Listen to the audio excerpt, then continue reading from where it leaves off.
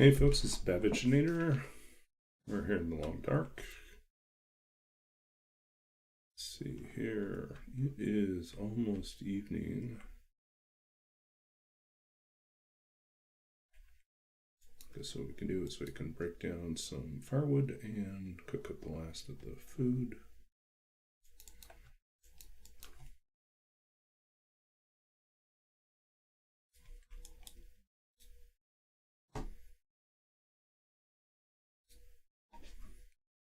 How's everyone's day going? Mine was slow and largely not very productive. I've been doing research into different OCR and text extraction utilities, platforms, software that's out there, and preparation of having to do a write-up on all the different ones as a guide for faculty and students at my university. But writing documentation is probably my least favorite thing. Well, that and grant applications and job applications.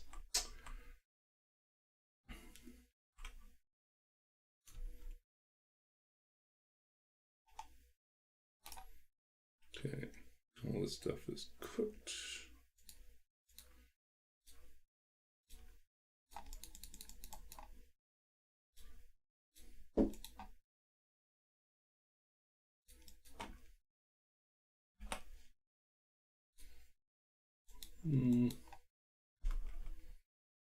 Flurries and snow. Yeah. We've just had drizzly days for the last little while. Okay, we've got 2 arrowheads left.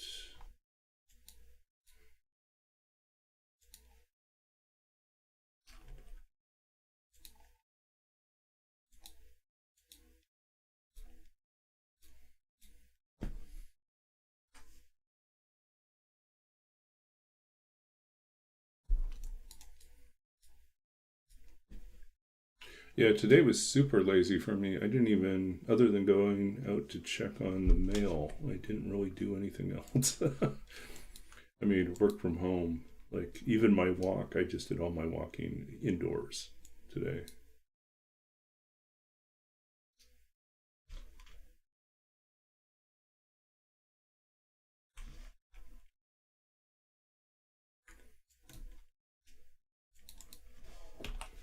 Yeah, we're going for water. 540.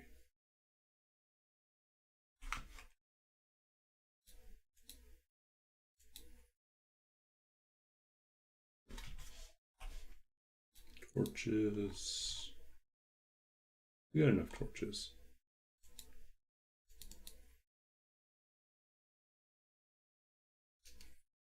Okay.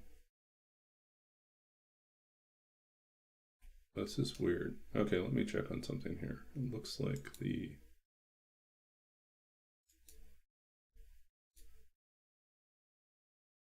should be this, right?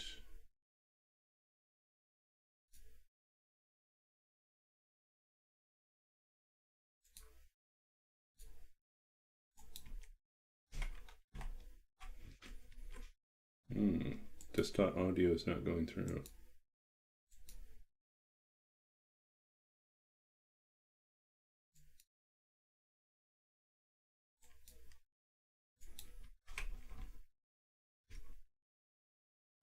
No.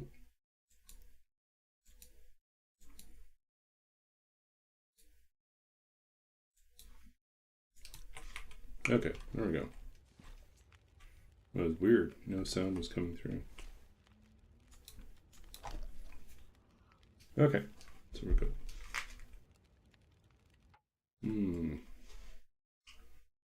Hold on a second here. It's looking like... Oh, Metal Rock. Welcome in, folks. Welcome in, Raiders.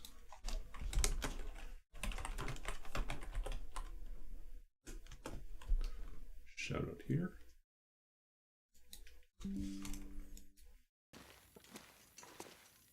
It could be this one. I think you can do clips. Some people have done clips. There's like 2 clips on the channel. Don't know. Yeah, welcome in, Raiders. Wow. We'll let the Don't really clip know how that finish up, works. and then we'll catch you up where we're at. Somewhere indoors. Okay. Yeah, so welcome in, Raiders. Thank you again, Metal Rock, for joining and bringing your friends over. We are currently in the middle of our tournament run. Let's throw that challenge up here. So this is the Furry then Silence 2.0 tournament. We're doing the Interloper division, so it's 50 days, midnight start, and we have to hunt as many things as we can. Most of the points being bears and moose and cougar.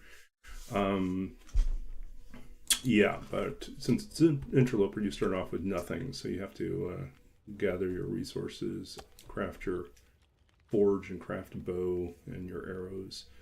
So we got a little bit of a late start, so I don't think this is going to be my optimal run, but we should get to 50 days. We've turned the corner on this. We're just finishing up our time here in we're in Desolation Point. We're here to hunt a couple bears and then get out. We'll probably kill some wolves as well, but the wind was not very friendly to us earlier, so we are staying indoors right now. So, let's see. Oh yeah, and if you're new to this stream, I'm Babbaginator, but most people just call me Baba. I am a writer. I'm the author of 2 books of poetry. I'm also a former computer games programmer and creative writing coach and manuscript editor. And then I'm also just recently completed a master's degree in library and information studies to add to some other degrees that I have, an MFA in creative writing and a PhD in literature and creative writing. So apparently too many things. But right now, yeah, we're good. Let's do our 10 hours of sleep. Or as much as we can get.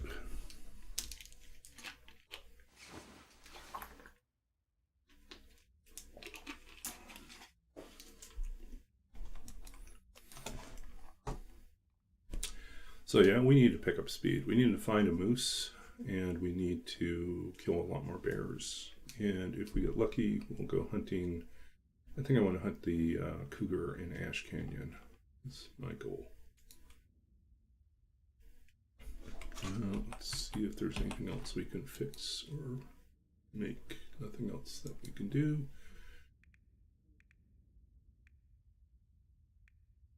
Lots of torches. I guess we can sharpen stuff, right?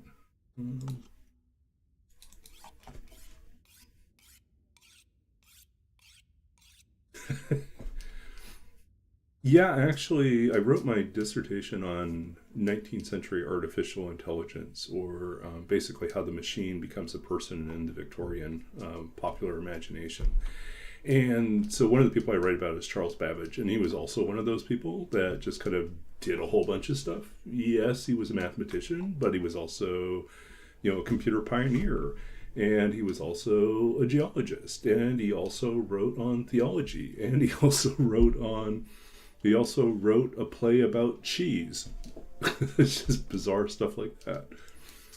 So yeah, I do kind of feel like I fit into that era a little bit better. There's like no real lines, and you just kind of interested in something, you just research it, write about it. Create things just because you want to.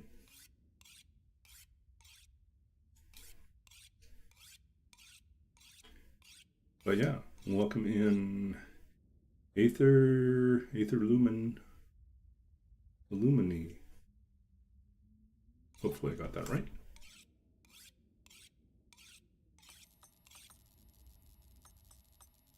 Lumi, okay. Yeah, everyone trips over Babaginator. This is a Babaginator or Babaginator. Which one is it? It's like, well, it's kind of like Terminator, but with Charles Babbage.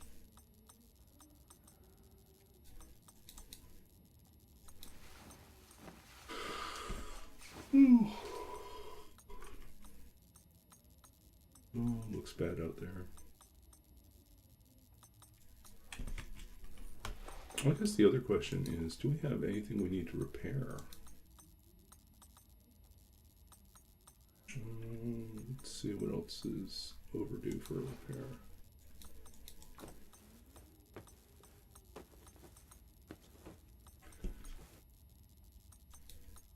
Yeah, with the tournament, you can also record like all your. It would have to be like, you know, the full coverage of your run, but you could just record locally and then upload to YouTube to create like a repository on YouTube, and then share the link to that, you know, that playlist as part of your submission. I think there's a link in the, a link at the bottom of the tournament description that tells you how to do the submission. But yeah, and I think the tournament's supposed to run all the way through until December, so there's plenty of time to work on it. This is my first run through. This is my third attempt. You know, I had some less than successful attempts. Most of them for really dumb reasons. Like my first run, I was doing really well, and then I went to the Carter Dam, and I didn't have a light source, and I thought I would be able to do the tin can. You can use a pot or a tin can to kind of navigate around, even in the dark, if you're really good at that. It turns out I'm not very good at that. And so I managed to get myself completely turned around and lost inside the Carter Dam in the darkness. I was like, okay, this is pretty much shot. I'm not going to find my way out. So that was pretty embarrassing. So we called that one. We said, okay, that one's not making it. And then I had another one that was going along. Honestly, it was a pretty terrible start. There was nothing. How can I put this? It was just like I was like at 14 days and I still hadn't found a hacksaw. And so that meant that I couldn't get any saplings down. It also meant that it would be very difficult for me to forge enough material to be able to make enough arrowheads for the challenge. And then I had like this stream hiccup and I lost some of my footage. And at that point I just simply said, okay, I think it's just a sign that we're going to leave this one alone and just start over doing.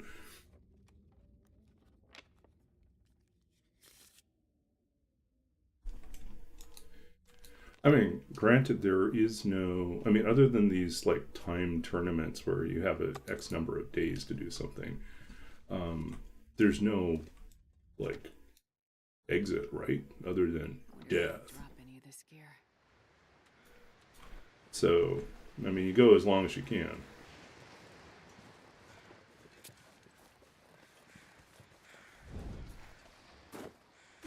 But there's only one way that these runs are going to end.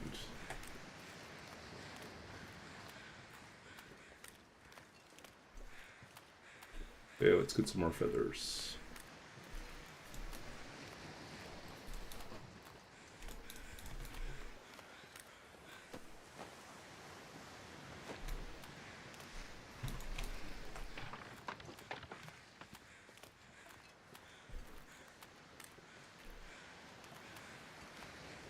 I think, if I remember correctly, we're still waiting to hunt this bear. We're still at only three bears, so I think there's this bear we haven't killed yet.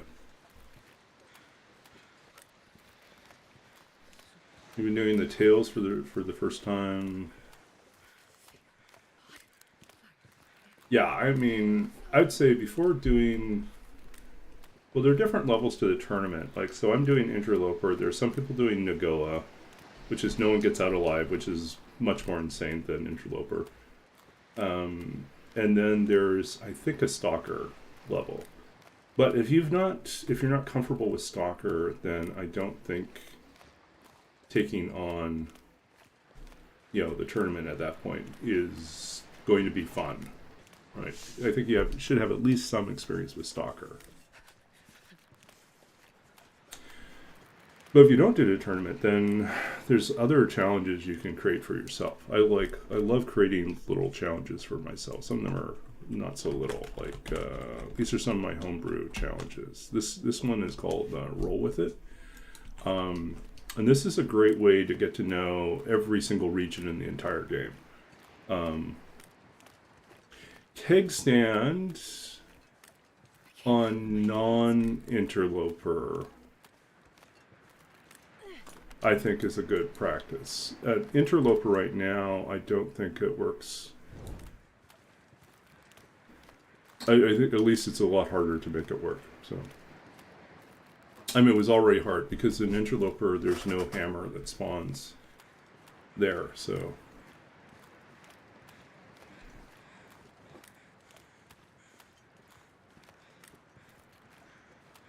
okay, I remember I wanted to hunt this bear, and he just was really reluctant to show up.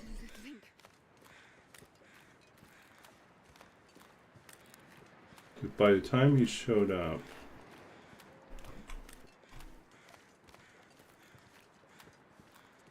or did we get him?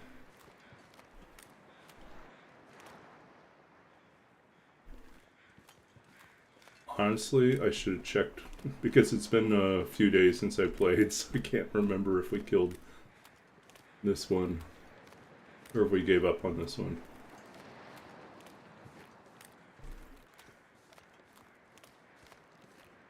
Oh, we did shoot this guy. Okay, I remember. We shot this guy, we broke the arrow, so we actually don't need to recover the... Okay, we just need to get out of here, I think is what we need to do. We're going to find some wolves to kill, but...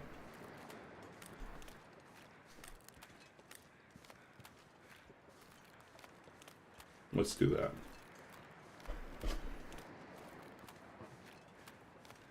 I remember now. Yeah, last stream we kind of flirted with this bear, and eventually we were able to pull the bear close enough. And then we shot him at a distance. Actually, it wasn't too much. We shot him from the deck of the Riken. Yeah, so you can get up onto the deck there, and then you can lure the bear in, but the bear can't get on top of the ship, so you can just shoot him from the deck. He'll come really close, like in your face. Not quite in your face, but like below you. And yeah, definitely doable. Alright, so I think our concern was that the blizzard rolled in, and then we were worried we weren't going to get the credit for the bear, but we got the credit, so.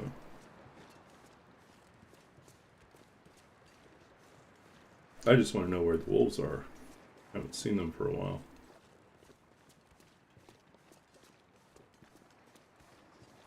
I figure they should be over here now.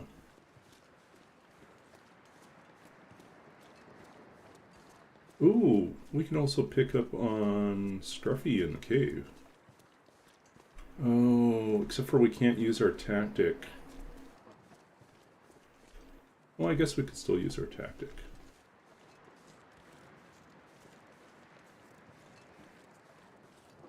We can't use the campfires, but we can use other tricks. Like there's no wolves. It's so weird.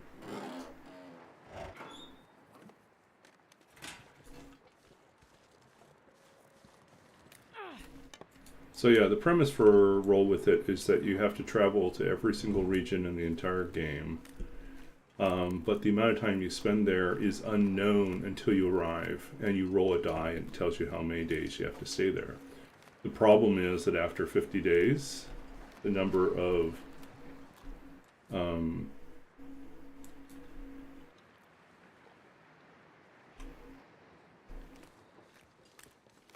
hear a wolf.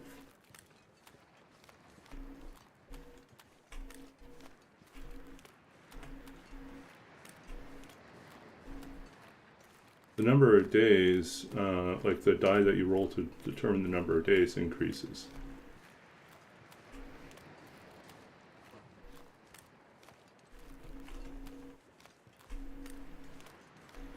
Weird, I thought I heard a wolf.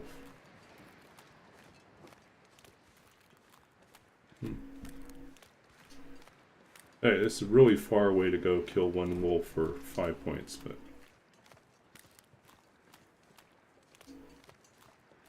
Is there a guaranteed carcass in the hangar? Like in, the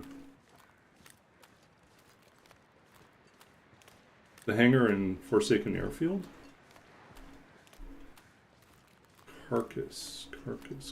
You're talking like a deer carcass or something? I don't know. Can't remember. Oh, the rabbit. Yeah, I think that rabbit shows up there sometimes. Yeah. I don't know it's guaranteed, but I think I've seen it there a few times.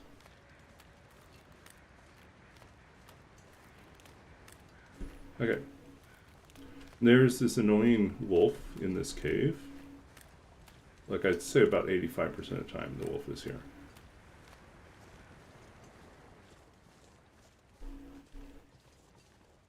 Okay, normally what I do, This pack is getting kind of heavy. because this is a good place to also possibly find a bedroll, but we don't need one right now.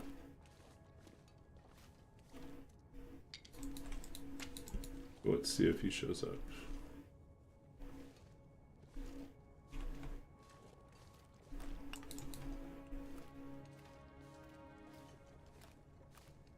Are you going to be in here, Wolf?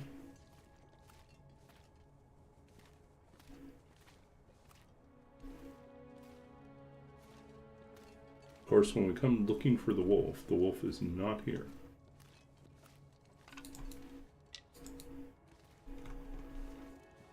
But there's 2 carcasses in here. This is a good spot if you are short on food. You just have to fight off a wolf usually.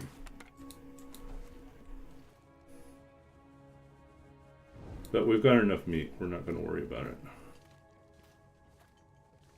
Just want whatever other loot is around. Oh, look at this. Flare?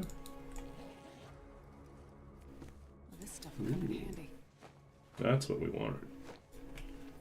Better clothing, because we lost a whole bunch of clothing when we got mauled by a bear. Our first bear encounter did not go as planned. It was actually pretty embarrassing, as they sometimes say. We'll leave all that. Come back if we need it.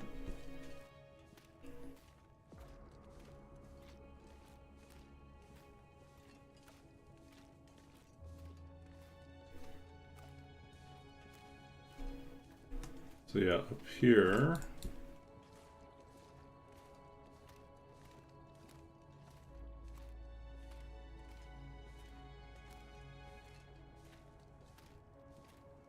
There's sometimes a bedroll.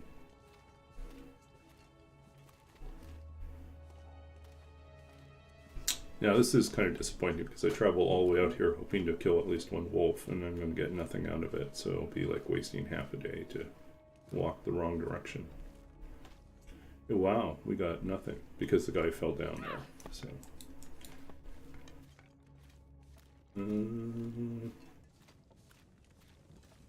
that definitely rolled a lot further than I thought it would.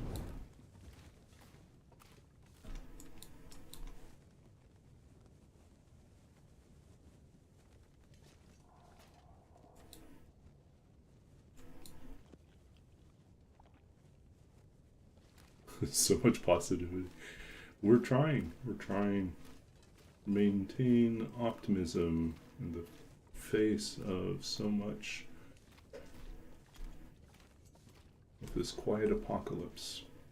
I was actually at a book reading, well, not really a book reading event. What was it? I was on campus at UBC, University of British Columbia, because there was a welcome event for a writer in residence that is going to be there for 10 days.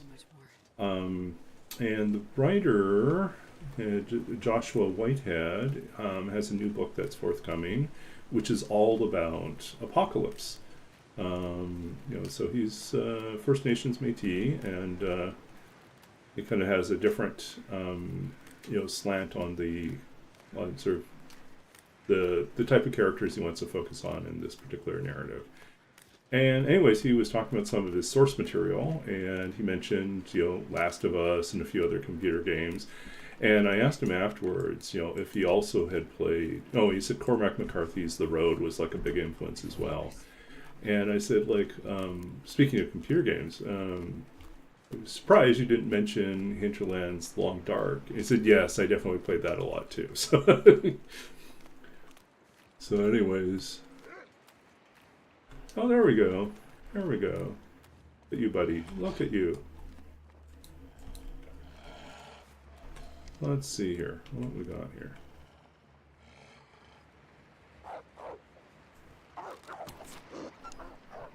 Oh, you're going to run off with our arrow, aren't you? That's going to suck. Going to go anywhere? You can run back here. Nah, he's going to run all over the place.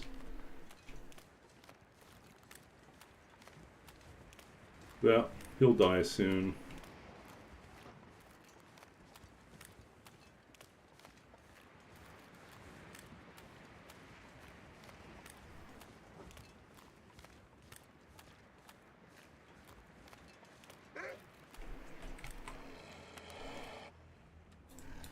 Got another one.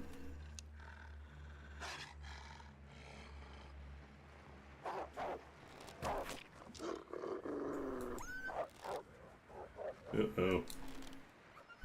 Paused too long on that shot. That's two.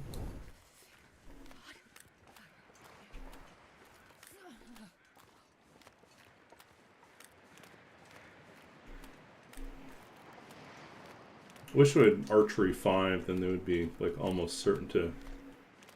Look at these unicorns just running around.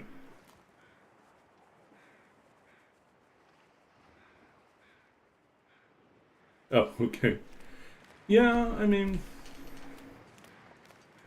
I'm trying. I mean, there's definitely the one arrow over there and one unicorn over there. So we've got two unicorns running around with their arrows in their foreheads. I think,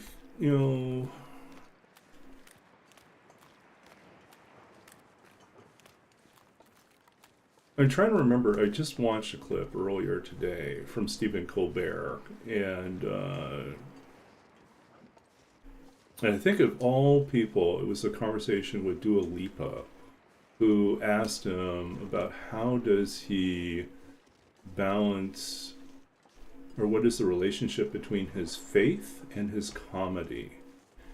And he said something really, really profound, and I wish I had saved it, that clip. But it was, basically it says that,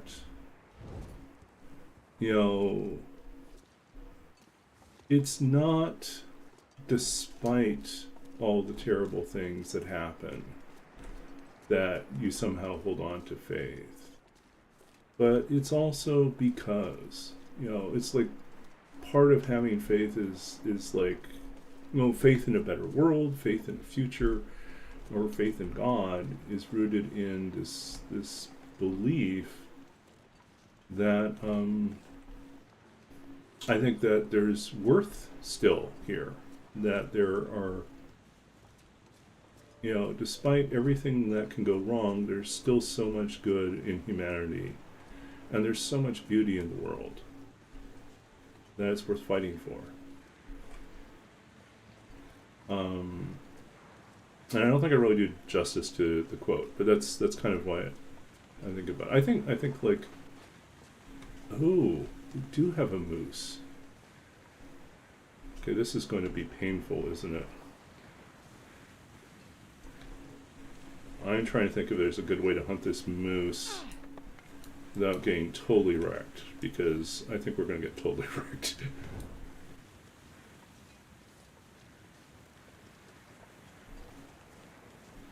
Can I find a way to hunt the moose?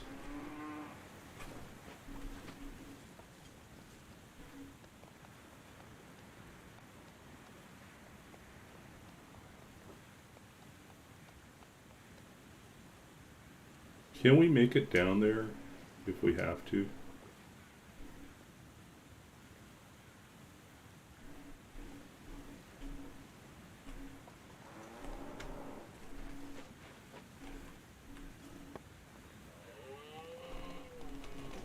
We might not get a chance.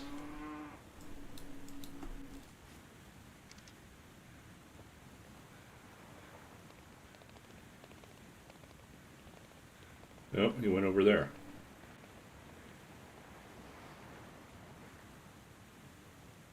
Was he coming down?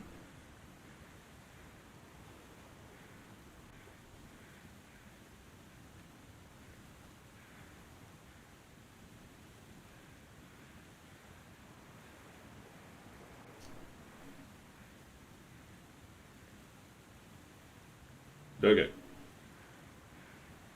Now we lost him. We don't know where he is anymore. Okay, well. Let's go with the ill-advised goading.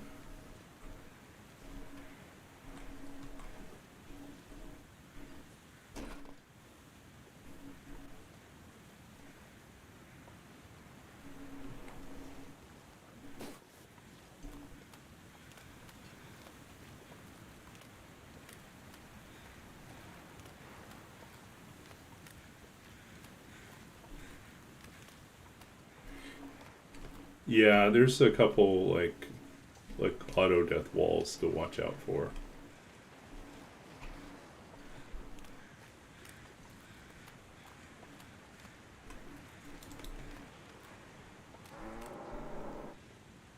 Okay, let's see. Where is he at?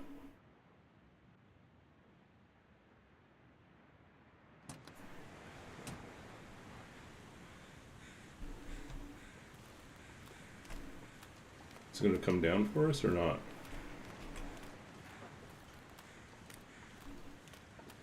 Is it staying up there?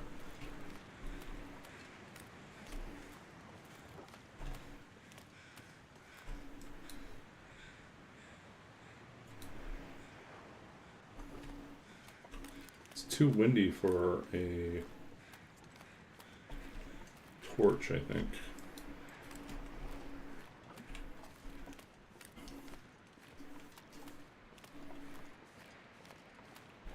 Yeah. No, I think it is kind of brutal, but... There he is. He's over there. Do we take a couple pot shots on him and see if we can get him?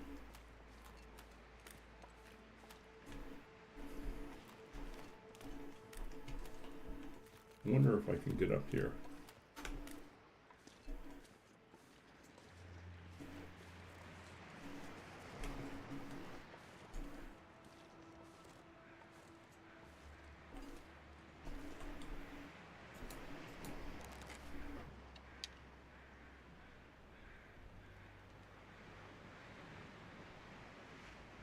You think we can hit him from here?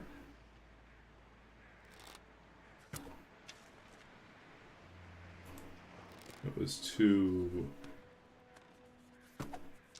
Oh, over too much. I think we're just too far away to get a good shot on him.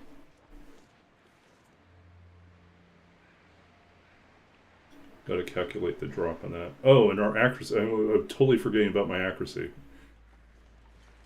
I was going to get some extra points for accuracy, and I just blew that by taking 2 pot shots that missed completely. We're not bothering.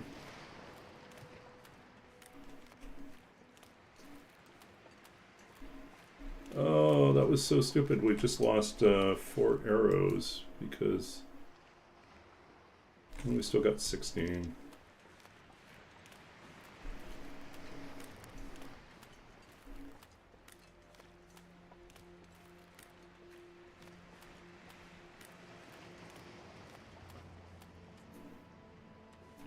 Oops, we don't want this guy. Oh, so anyways, there are bonus points for accuracy, and I was doing pretty well. And then I totally forgot about accuracy and put 2 pot shots on the moose, and now we're like, we were batting about 66%, now we're like probably at 60%. That's not good.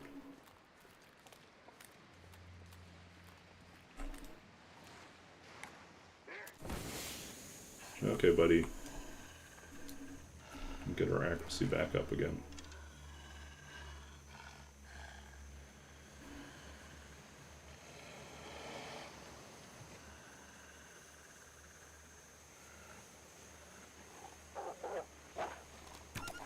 Ah, when did you stop? How annoying.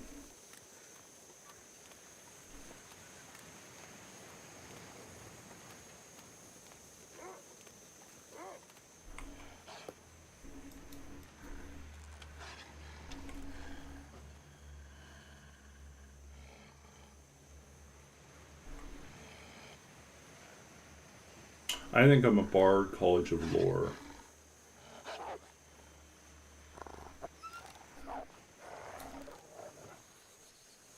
Why do you gotta be like that, buddy?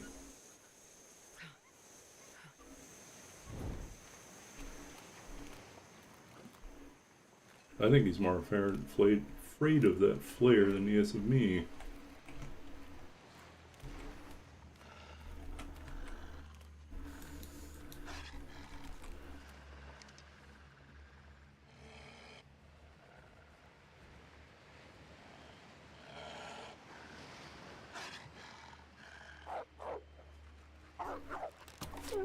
There we go.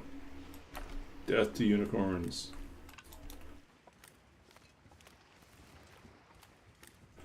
Okay, so let's see, where are we at right now? 28. We should have 13 wolves killed, but our shooting is kind of gotten abysmal, right? Yeah, 23 out of 36. We're not doing so hot. 28, and we have 13 wolves.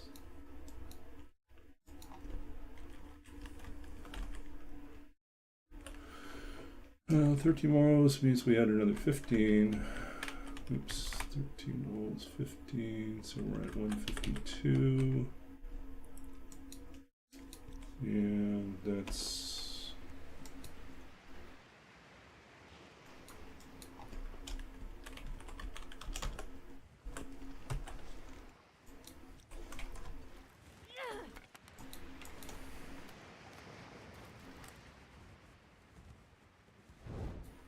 Whoa, roller. Calling in the big guns.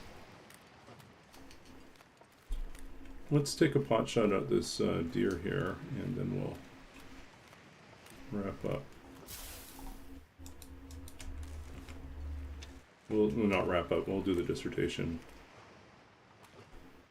chapter, part of a chapter. Do you have a reference for where we read from? What? We missed. Oh, our accuracy. What is up with our accuracy these days? Take a few days off and suddenly we can't shoot crap.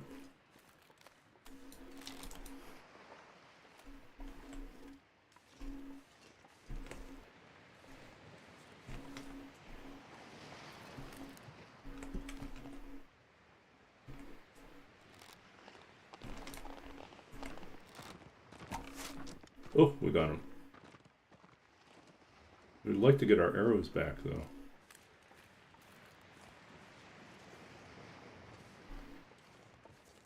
We might have to stick around and...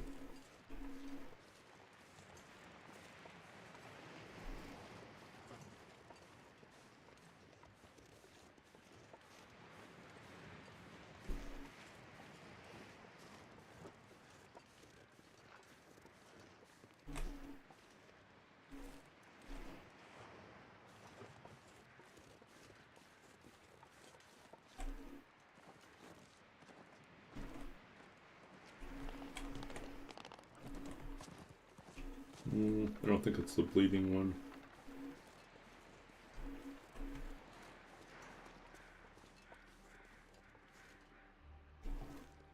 Okay, we'll pick something to read.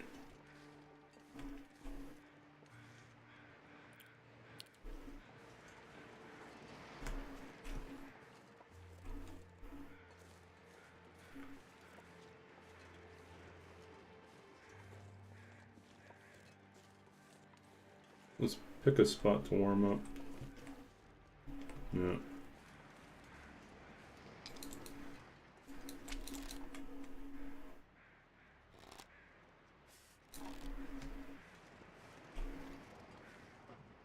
Gonna stop somewhere? No, got spooked.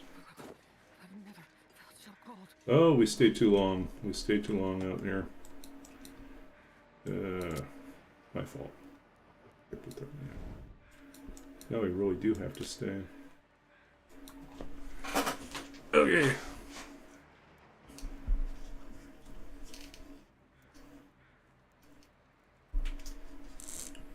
One little fire. Oh,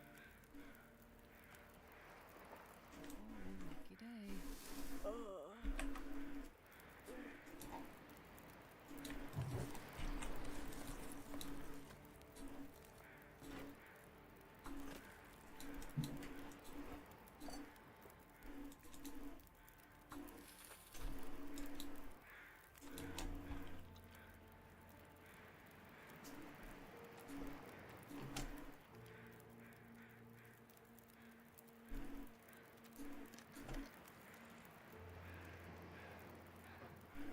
Okay, let's pause here to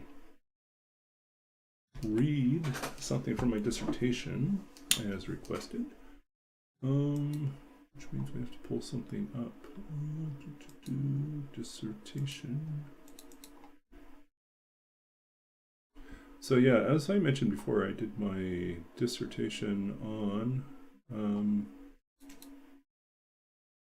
let's see, did my dissertation on 19th century artificial intelligence, basically looking at the different ways that people were imagining machines, thinking machines, automatons, and people that behaved like machines or thought like machines. So I'm going to read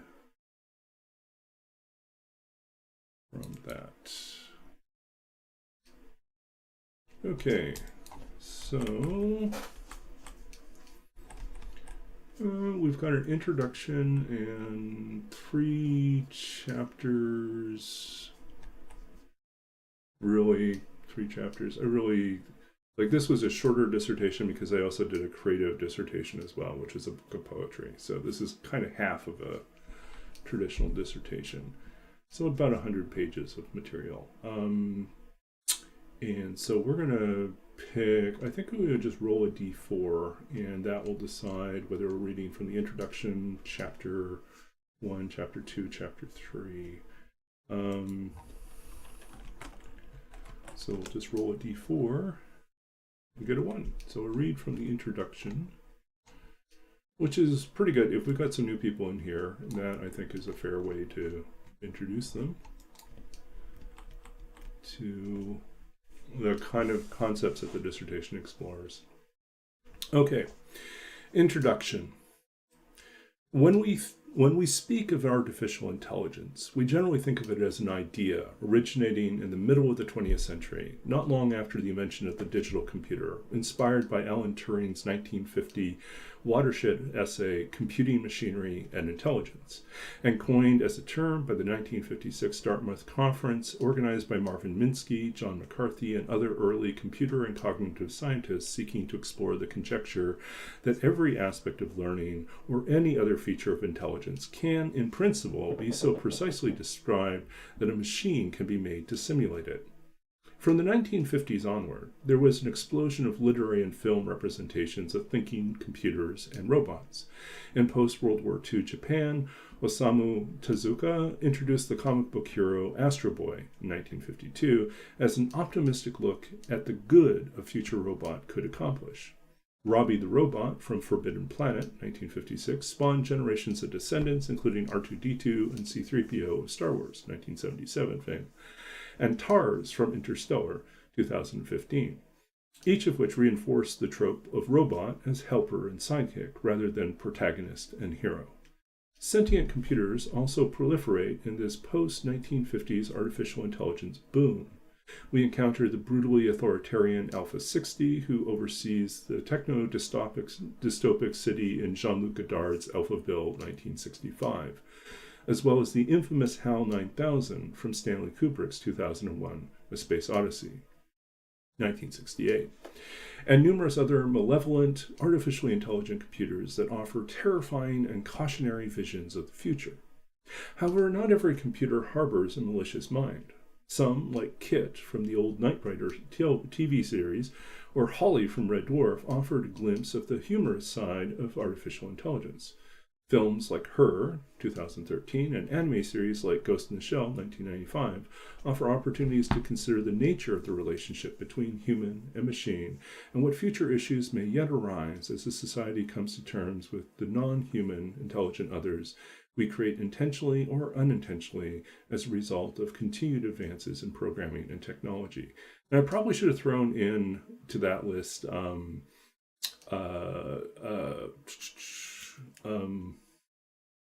why am I blanking out on it? Deckard King,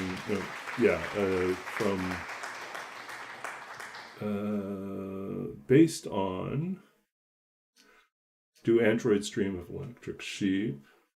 Sequel. Why am I blanking out? Help me out. That's very famous, like Tears in the Rain. I can't remember for blanking out on that one. But anyways, famous movie. Harrison Ford. You know which one I'm talking about.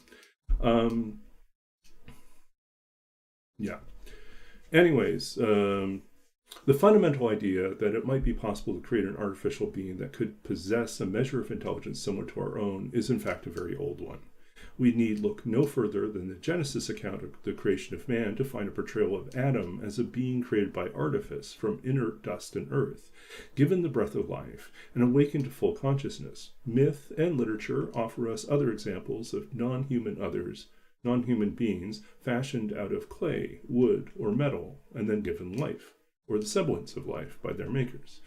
Greek legends speak of Hephaestus, the smithing god, who crafted automatons to aid him in his labors. The Talmud mentions the legendary golem, created by 16th century Rabbi Loeb.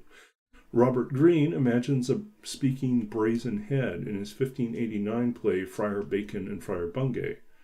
Indeed, elaborate automata and clockwork figures could be found populating royal courts, noblemen's parlors, and church bell towers throughout the Middle Ages and well into the Enlightenment. And yet, for all this prehistory of imagined, rumored, faked, or even actually engineered artificial life, very few of these figures manifested what we might recognize as intelligence.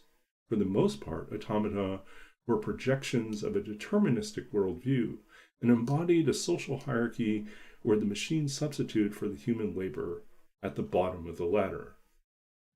I'll just read one more paragraph here.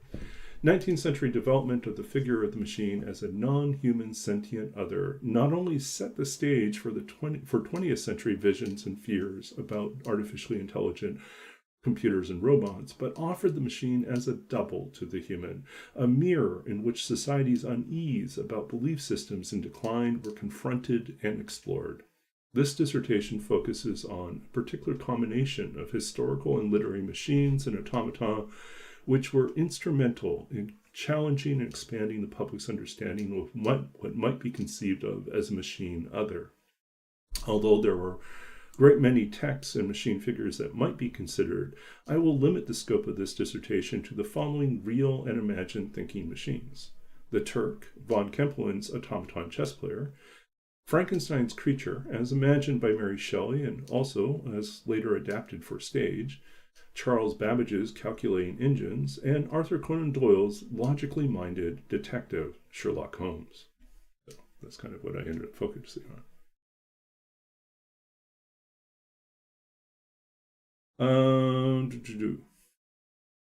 Yeah. Anyways,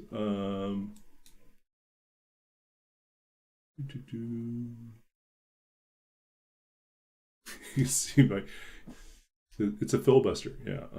Yeah. 26% longer and I pass you? Okay. You'll pass me. Okay. Perfect.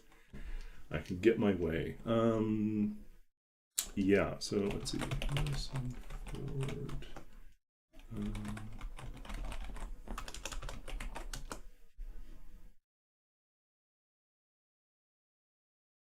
Blade Runner. Why could I not remember Blade Runner? That's so embarrassing.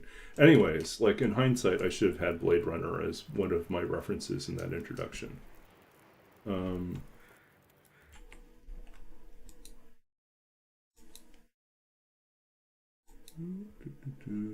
is that not showing? Okay. We're back again.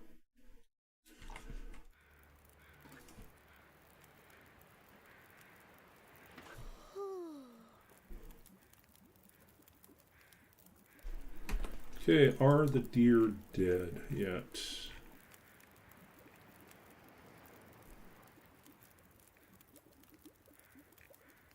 Deer. We got 4 deer dead.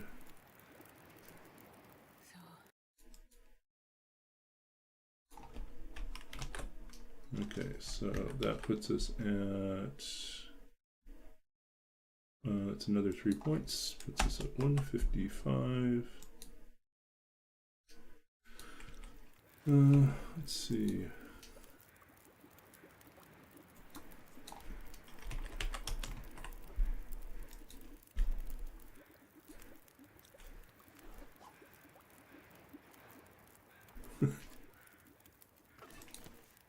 Something unbearable.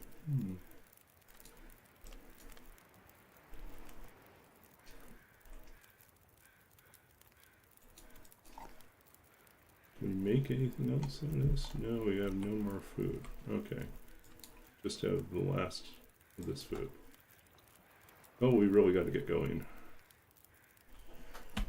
How are we doing? We still have 2 arrowheads. And 14, 15. Okay, we're fine. We're fine. We'll be okay.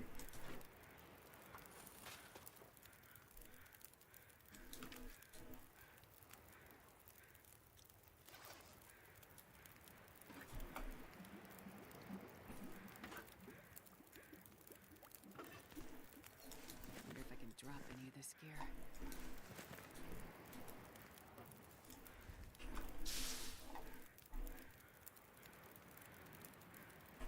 Oh no, Draconic Acidic lost a lot of cracker boxes. That's harsh.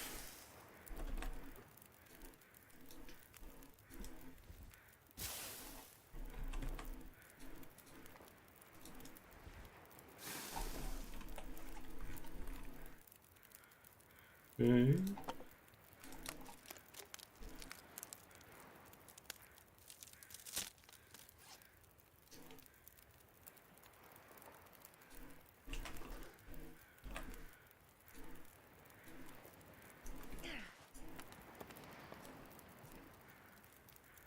Okay, we'll go around and see if we can find our arrows tomorrow, and then we'll head out of here. Well, actually, you know what? We've wasted enough time here. We should really get going.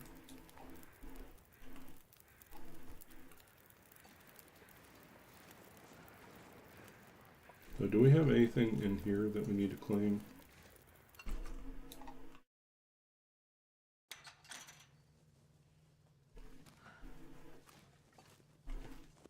No, I don't think so. Okay, I think what we should do is we should move quickly to the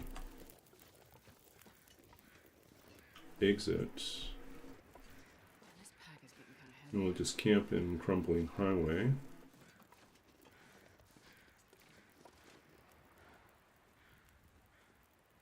I don't know.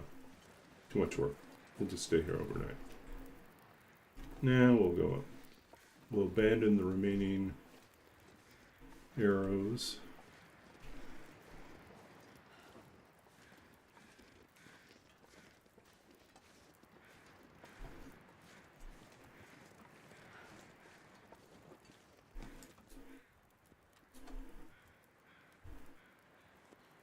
Let's get a little bit of pep in our step.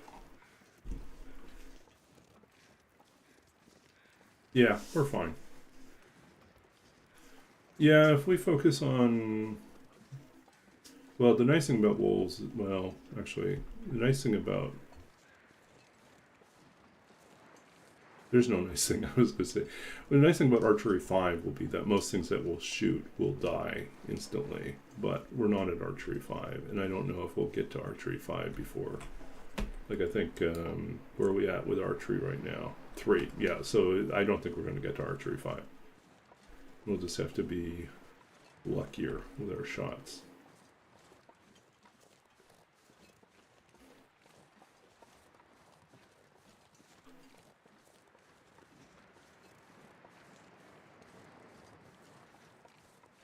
I can lay down and have a little sleep right here.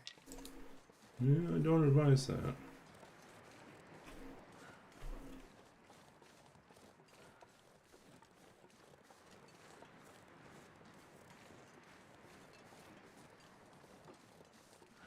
Yeah, I'm not concerned about, like, missing the wolves. The wolves will come looking for us.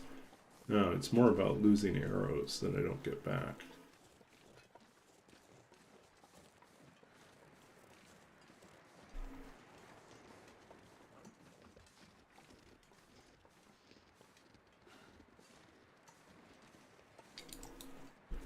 Yeah, if you're lucky enough to find the books.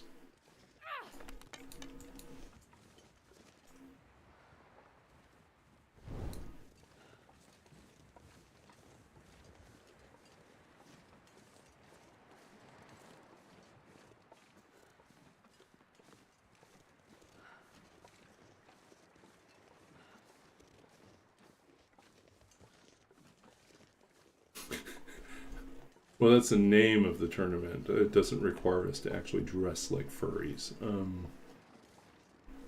Because I don't have that outfit. Sorry.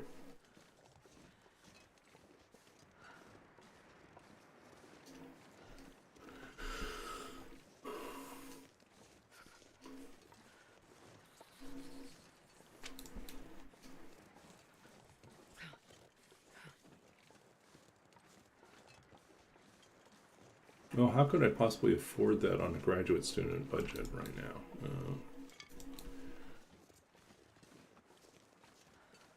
Yeah, I'm still waiting to hear back on the job application in for a position at my university. But the last I heard is that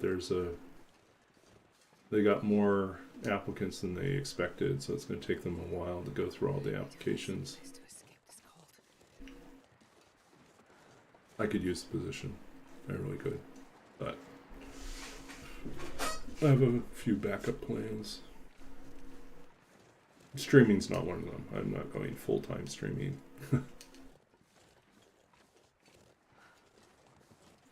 Doesn't quite pay enough to do that. I'm not sure I can carry much more. Really? It's news to me.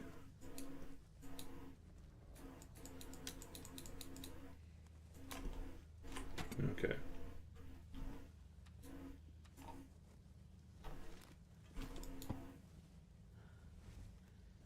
I don't think I've ever been a berry.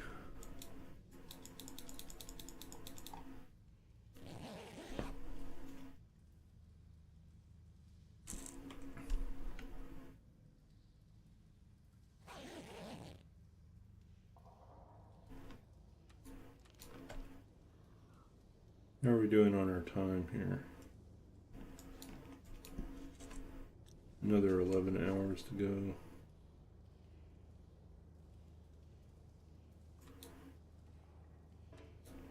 No, we're not thirsty.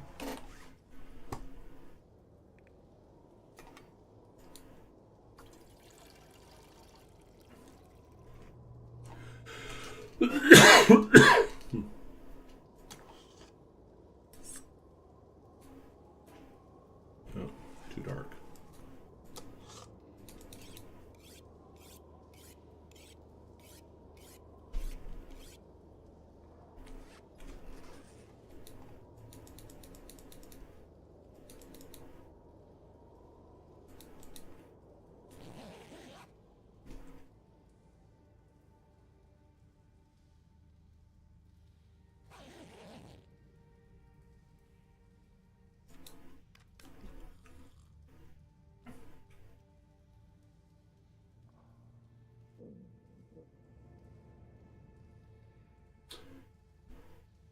Yeah, no, I feel that sometimes too. Where like I feel like I want to say something and then it's like, it requires too much explanation for the humor to be obvious to someone else. Maybe I'll just skip it.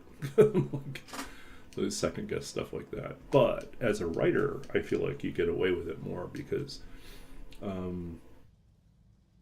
you can have layers.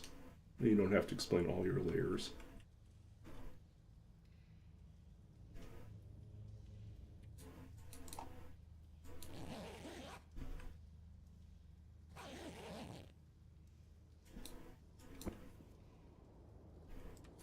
It sounds awful out there.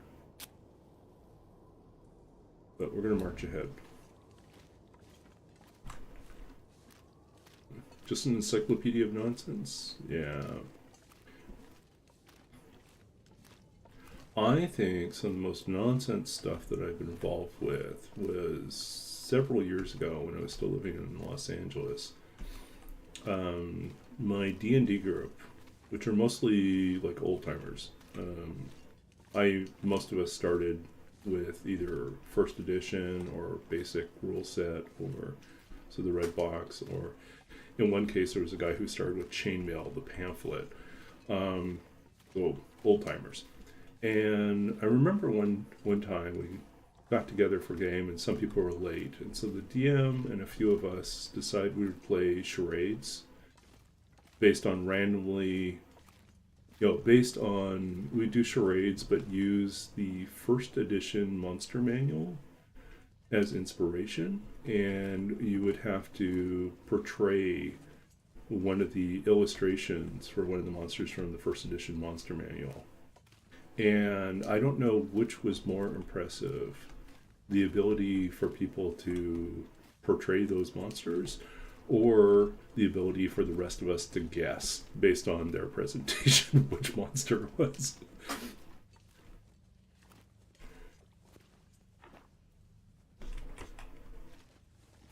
But yeah, that was probably the geekiest thing to do. One of the geekiest things to do is play charades based on first edition monster manual.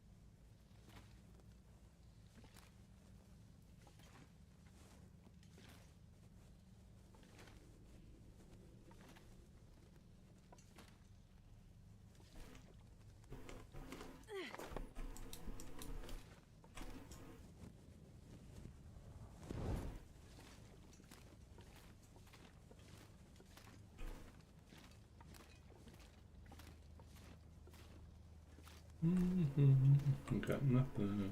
Got nothing. Wonder if I can drop any of this gear.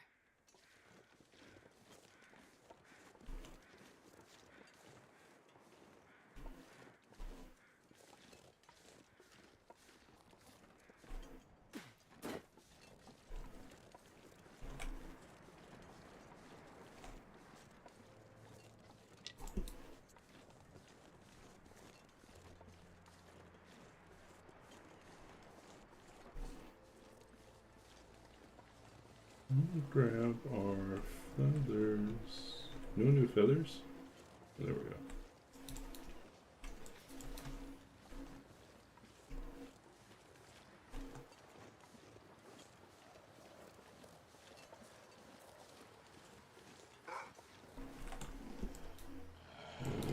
Figures.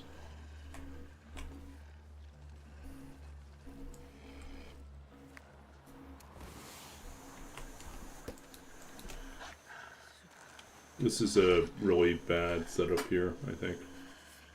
It's not a clear line.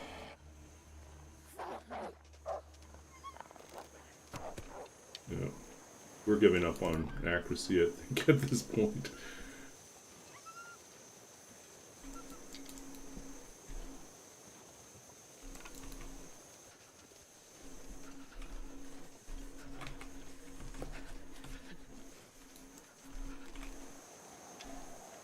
Where are you, buddy?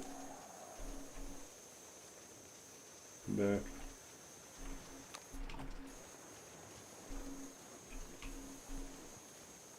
Starting to feel numb.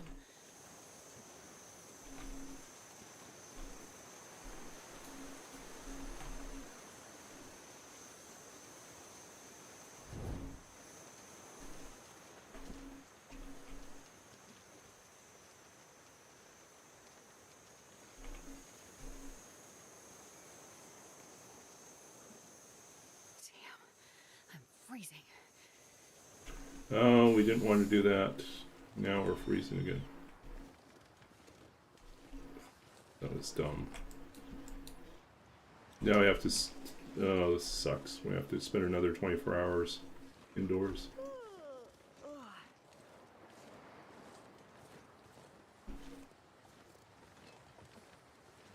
Should have been doing teas. Okay, and we lost the wolf somewhere in here.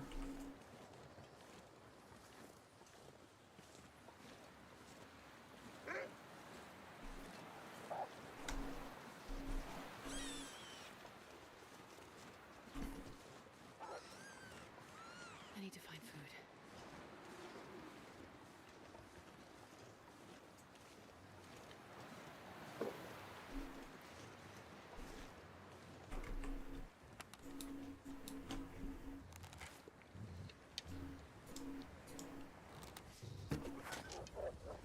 There we go.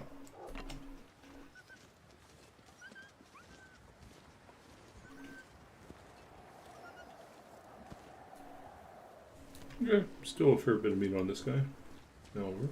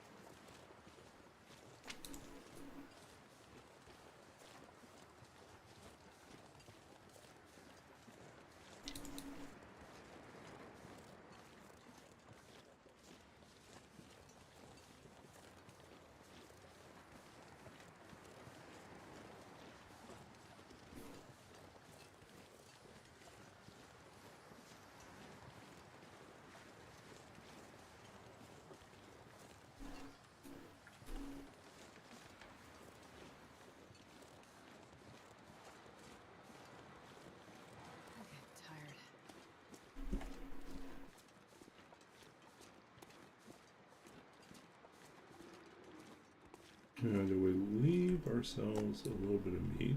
Look at this.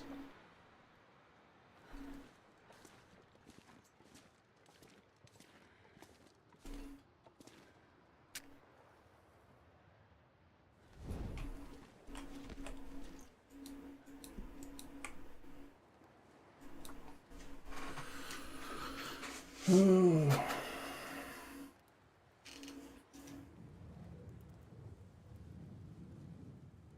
Come on, little fire.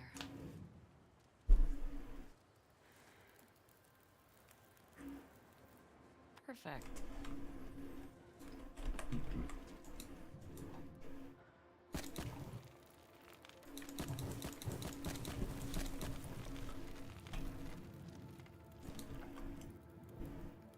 It's not much.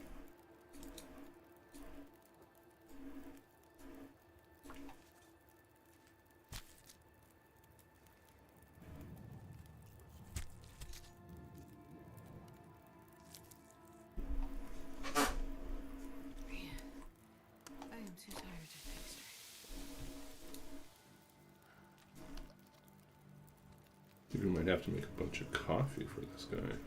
For Astrid.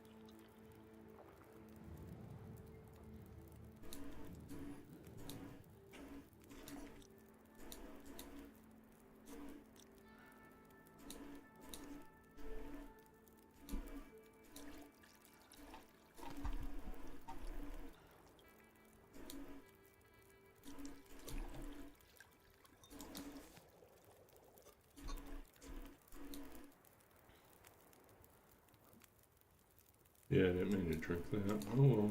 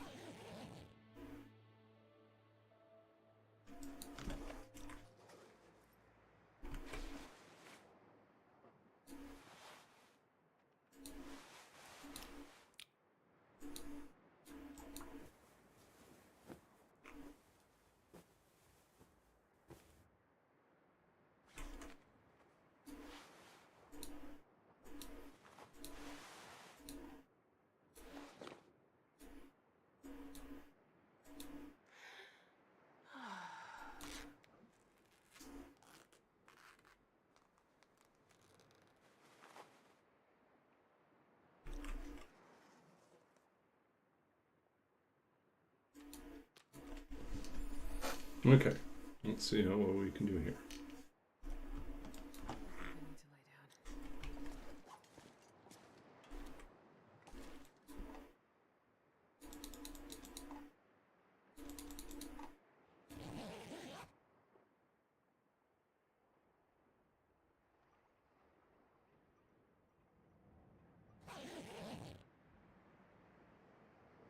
down. Well, we made pretty good recovery.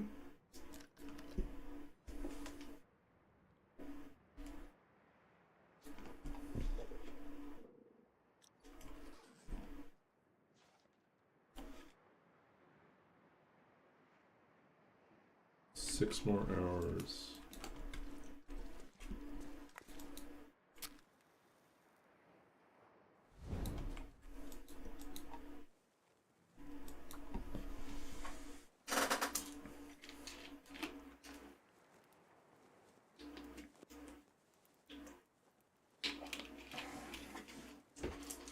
Come on, little fire. Come on.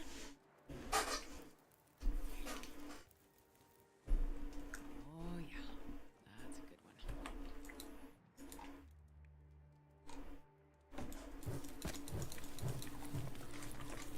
one. Okay.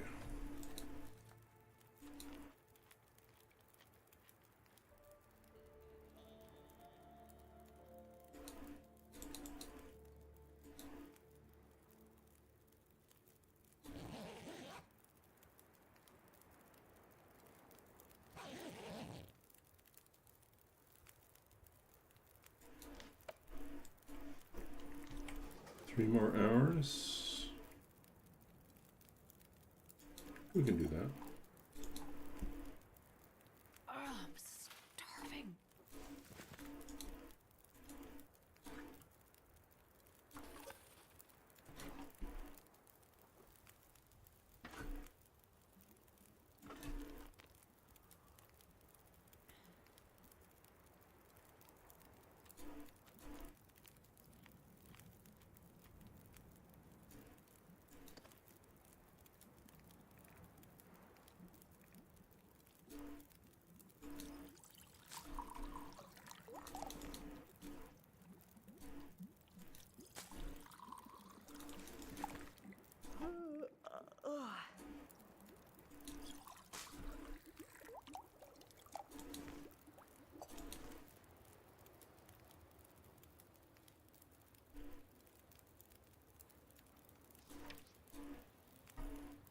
Two more hours.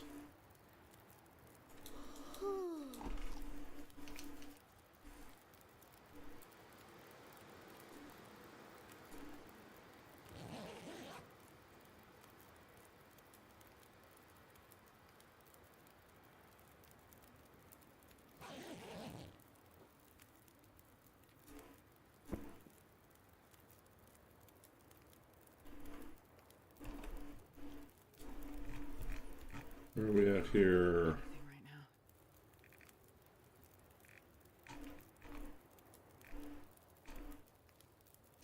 14 wolves now.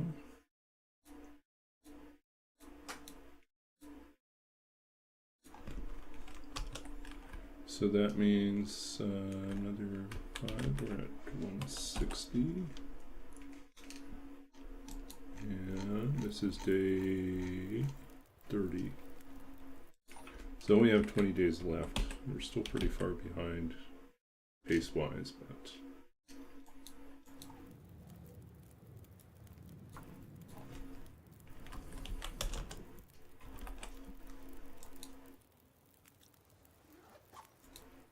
This pack is getting kind of heavy.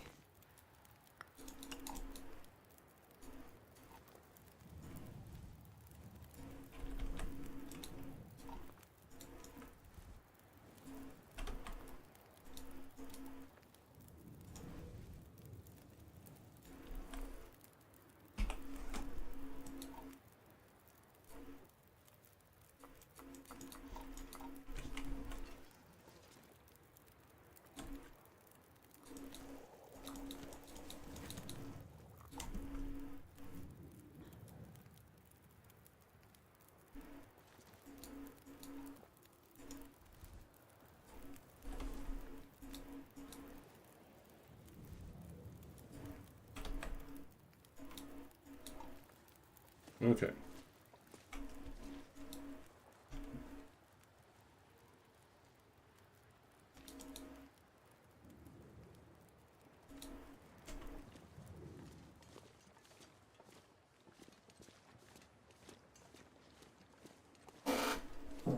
Let's see if we can find the missing wolf now.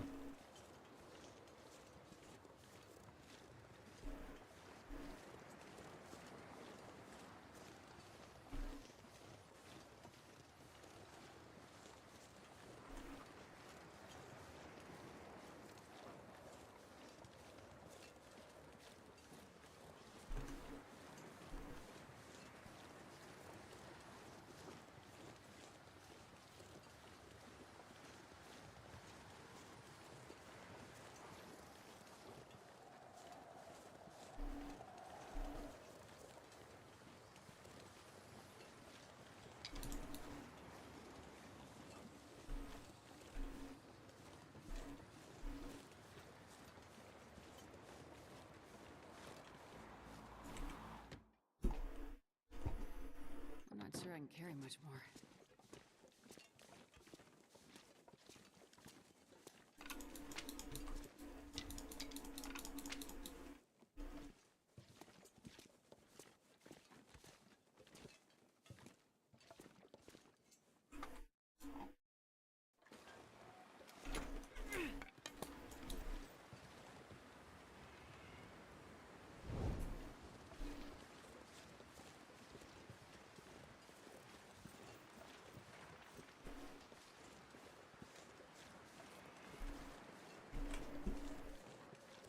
Are we too windy for crows, I wonder? We might be.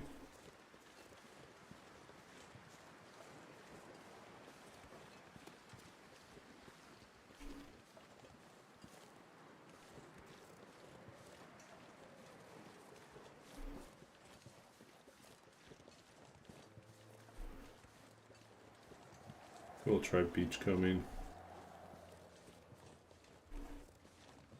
See if we can find a fish.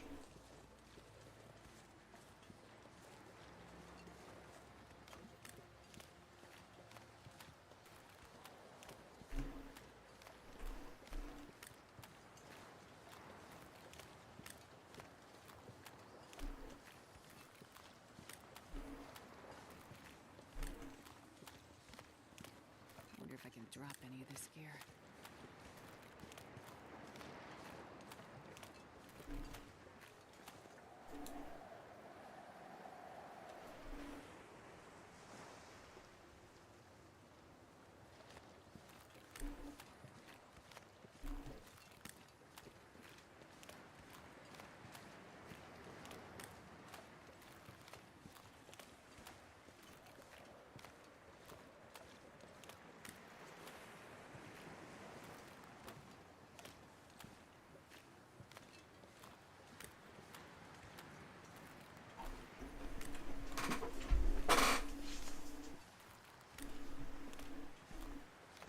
Beachcombing's looking pretty, oh, I was going to say pretty grim, but looks like we got a couple things here.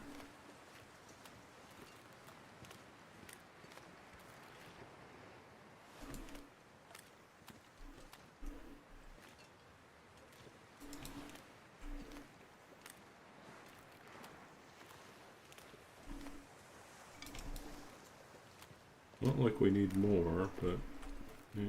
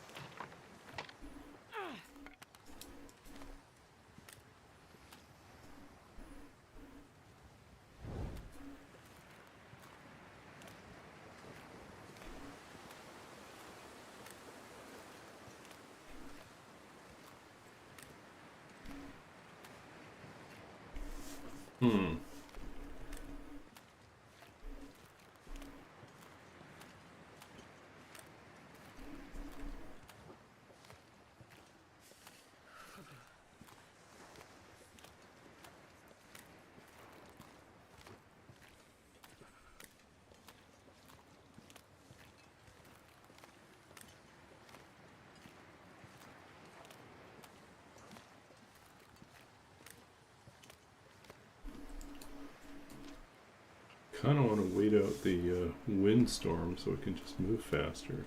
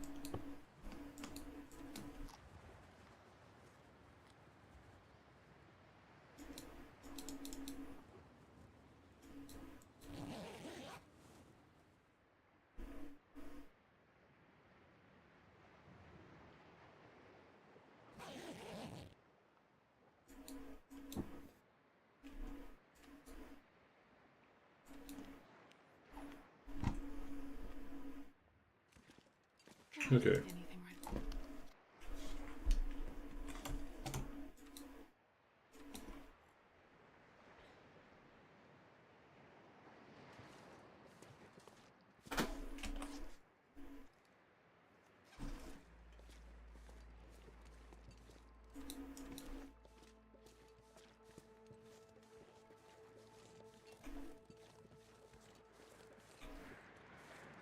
Well, there's her dead wolf.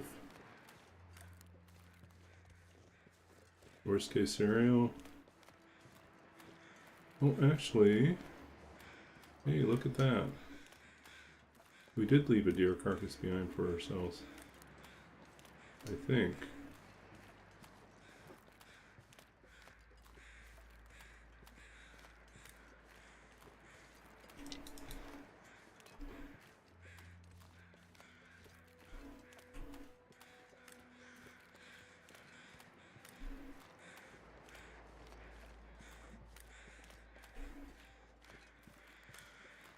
I think we left both deer carcasses behind.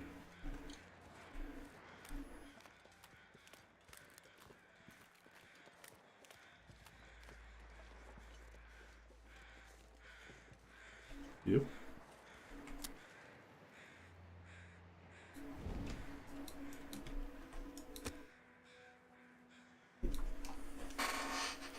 Yeah, this has got to be the most leisurely attempt at this tournament. I just keep wandering around, scavenging, not hunting as quickly or as thoroughly as I'm supposed to.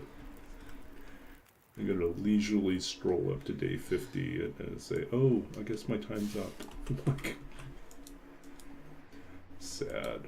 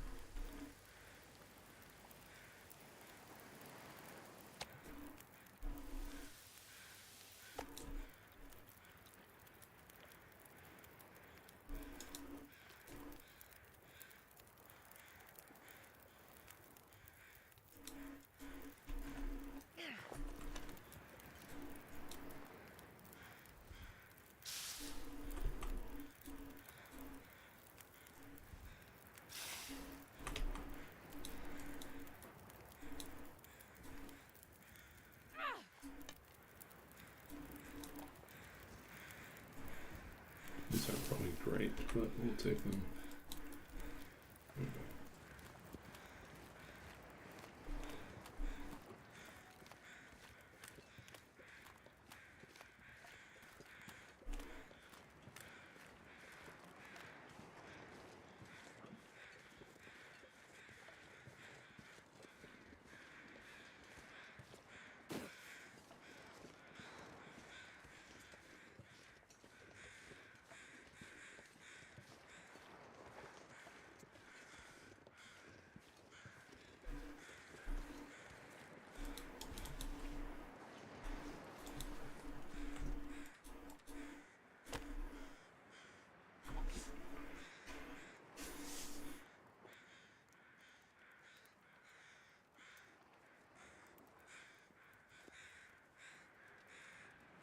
Come on, little fire.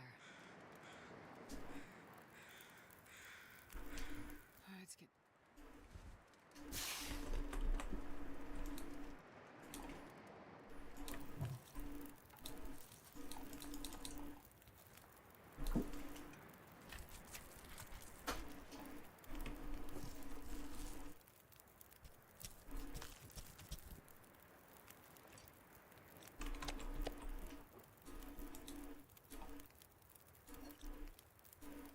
This time we're going to cook them faster.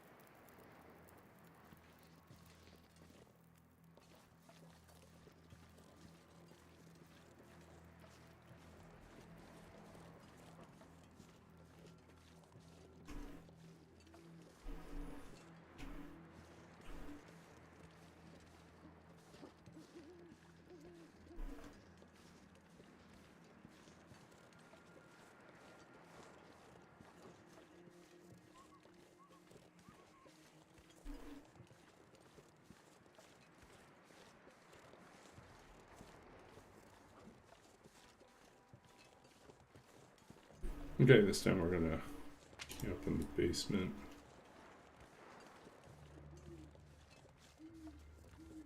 Go back to Coastal Highway, pick up a few more. Well, I don't know. I don't think the bear will be back, so we'll be hunting wolves.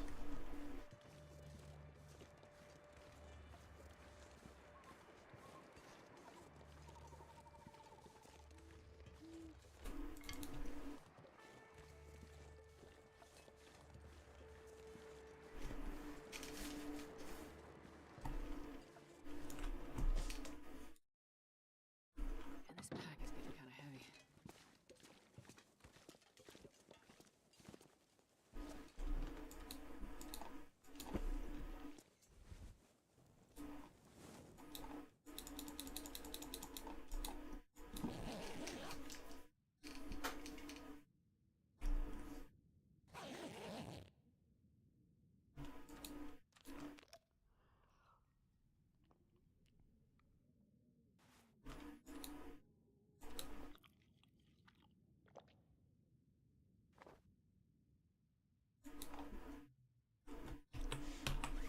Hmm.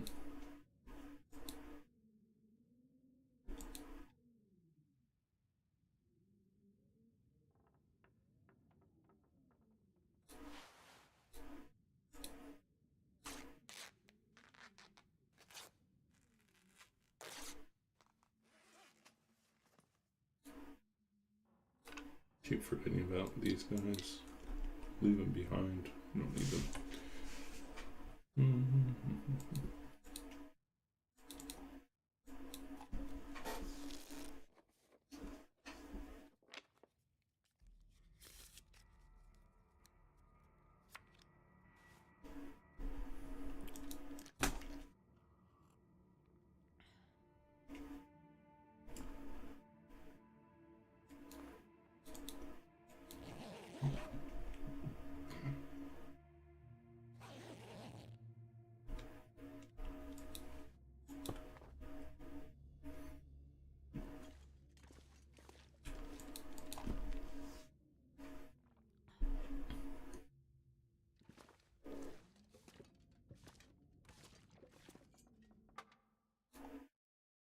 sure I can carry much more.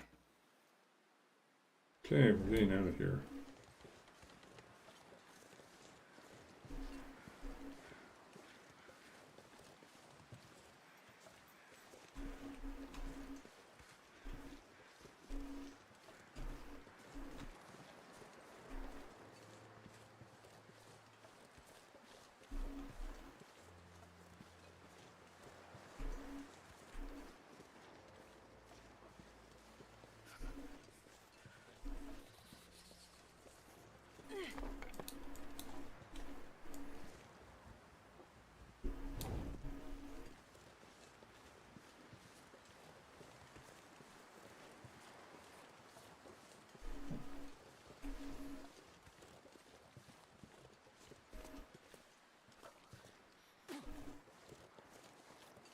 Okay, I think what we're going to do is go rush over to the little spot underneath the collapsed road.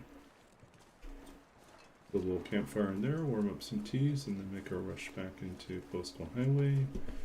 Coastal Highway, we're going to... Cold. I think we've already dealt with both the bears there, so we can focus on just killing wolves.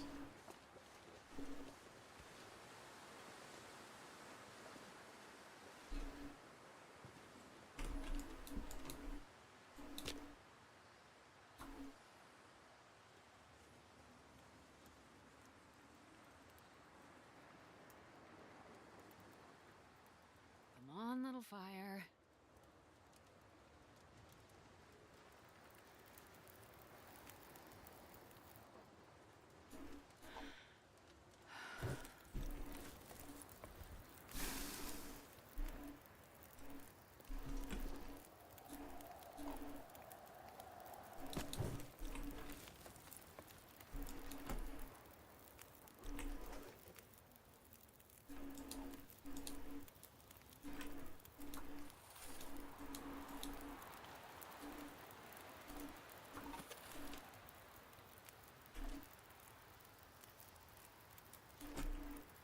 Still too cold.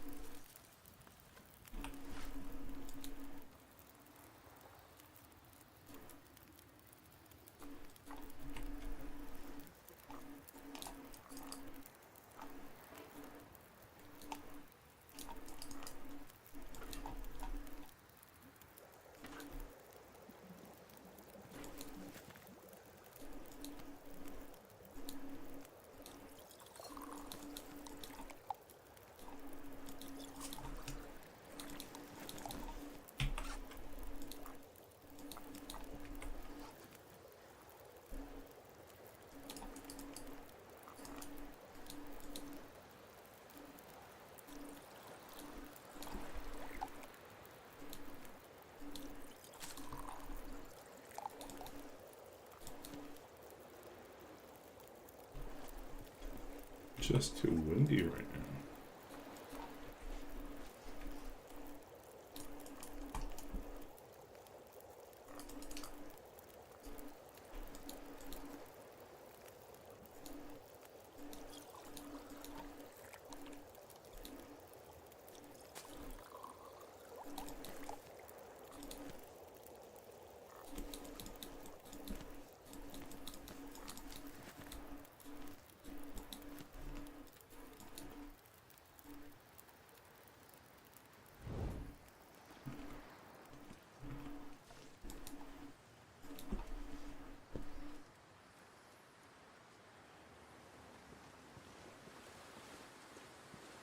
Okay, off we go. I think we're going Coastal Highway, Pleasant Valley, Timberwolf Mountain.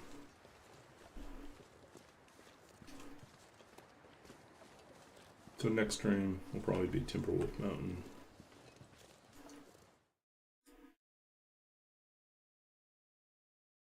I wonder if I can drop any of this gear.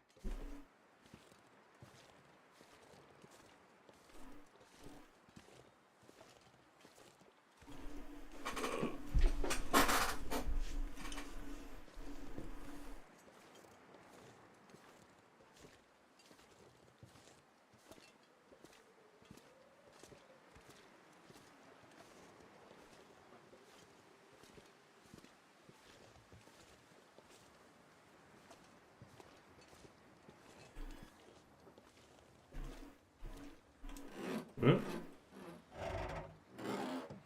Never checked the trunk? Did we skip this thing?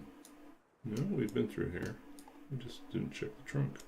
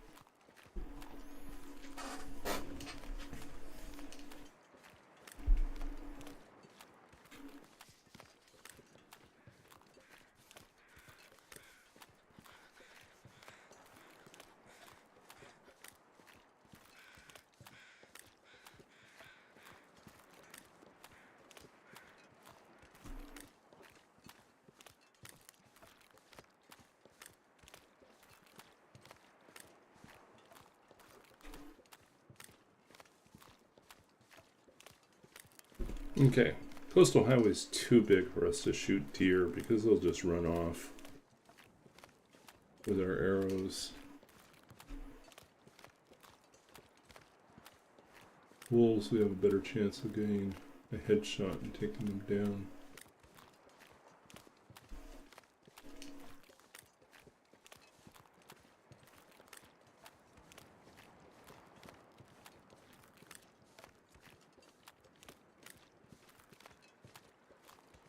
Another deer.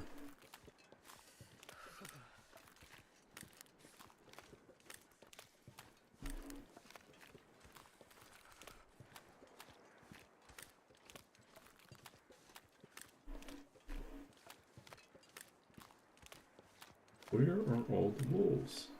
Do they not respawn?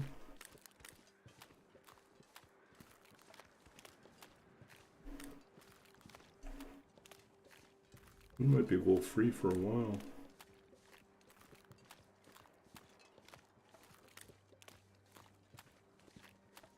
I can't feel my feet.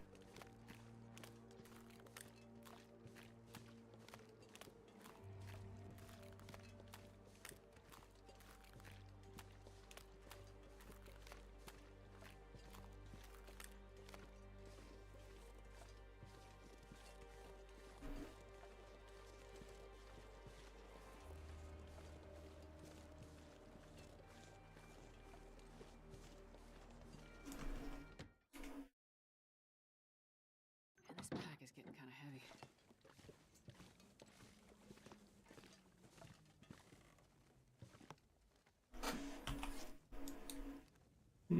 But 17 matches left.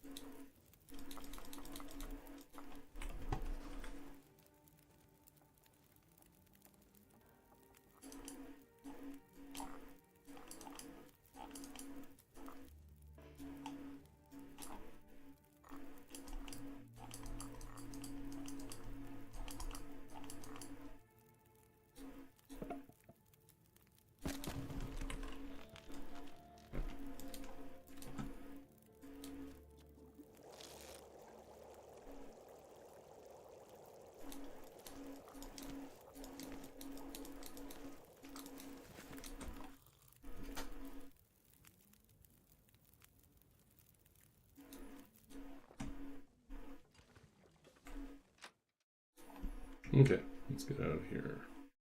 I'm not sure I can carry much more.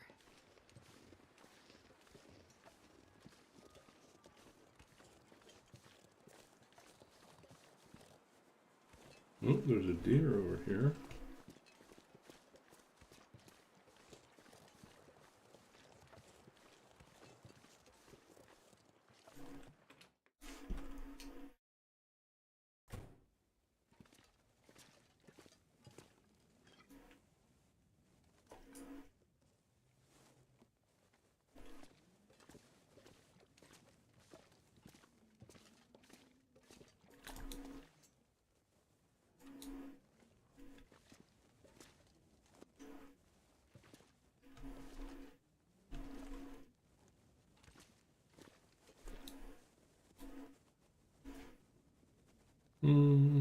We can make more arrows. Maybe we'll do that right now.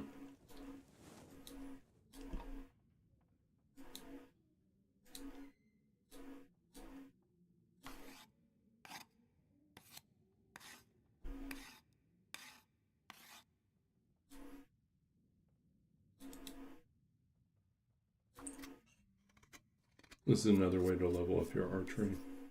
Just making arrows.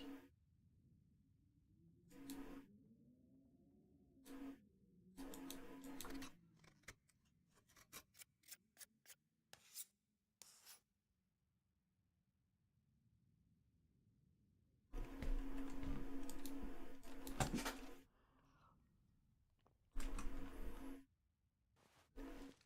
wonder if I can drop any of this gear.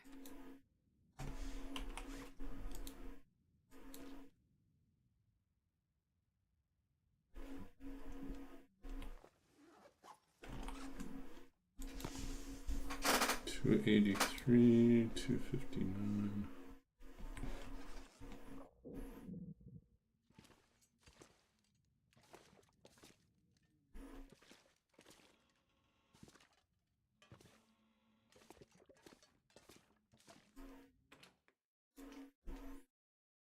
Maybe we do have to kill the deer, just so we have something to eat.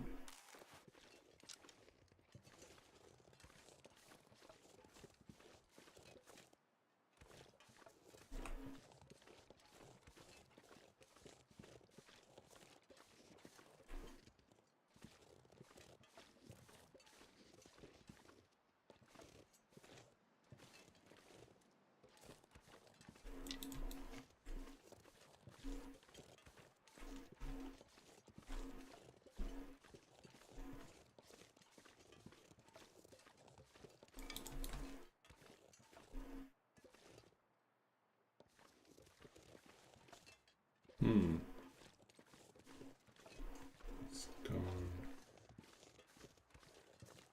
Could be up here. Man,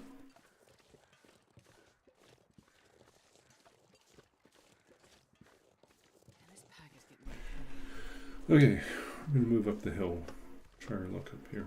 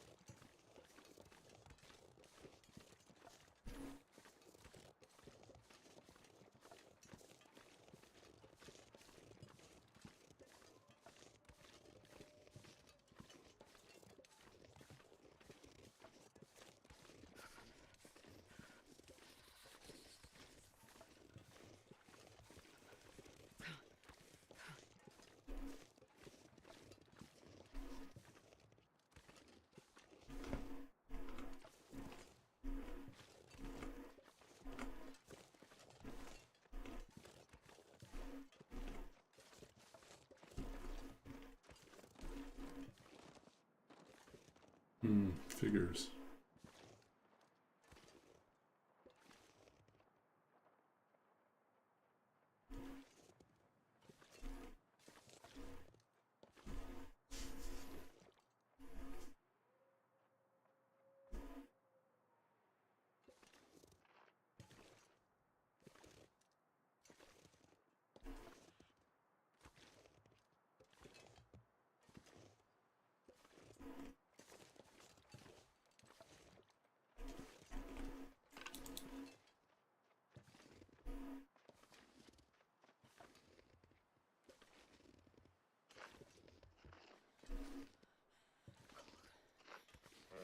The fire. Think. Hot. Fire. Yeah.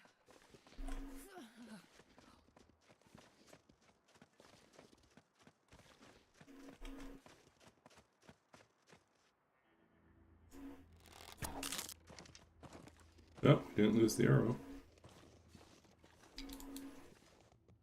That's good. Oh, look at this.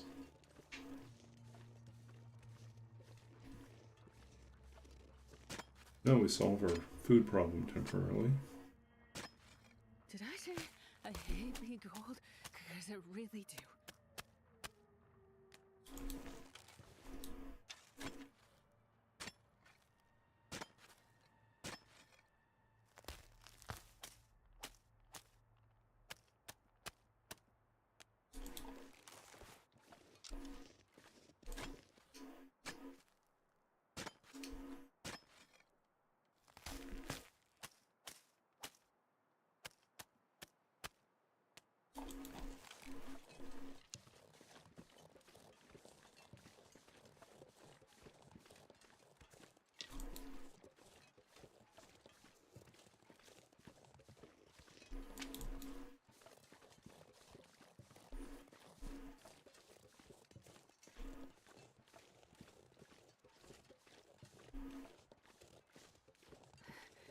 It's so cold.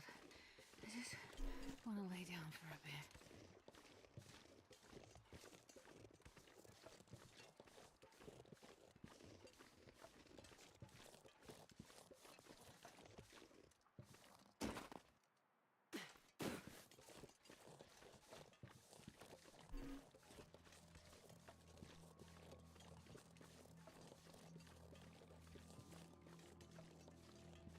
I could eat a horse.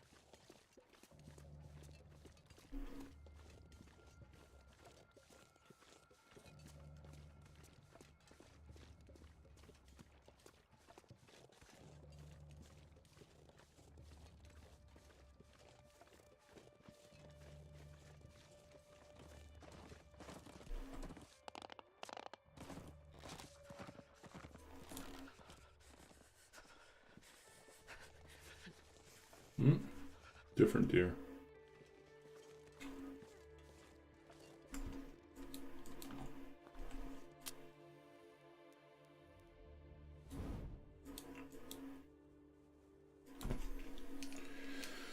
Okay. Guess we'll warm up outside. Wait for that deer to kill over. Come on, little fire.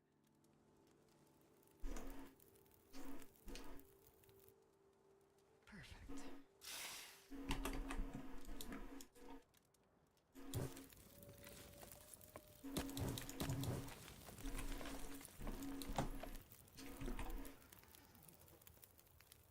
I think I just heard him keel over.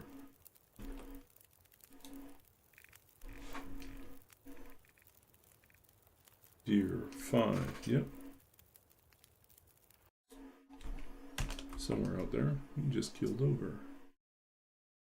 So that puts us at 163.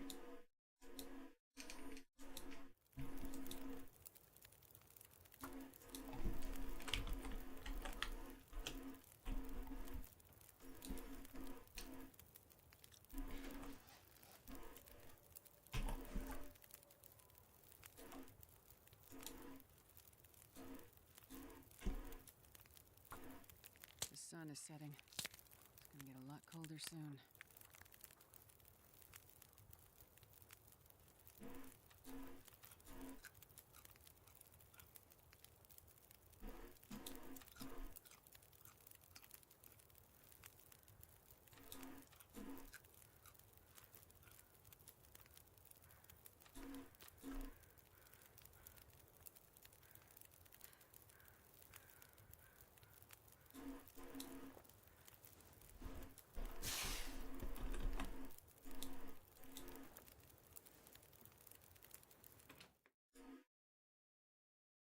I'm not sure I can carry much more. I guess we could check and see if we can find the deer out there. Easy to spot.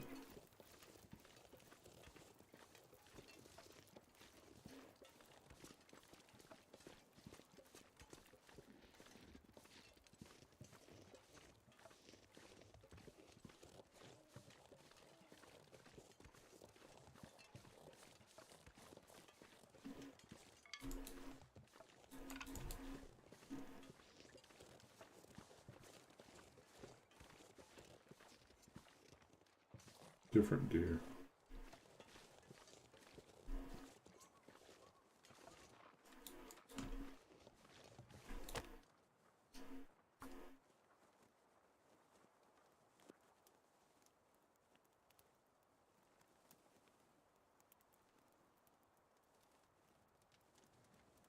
Come on, little fire.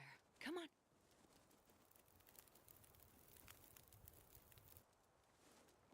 Oh, yeah. That's a good one.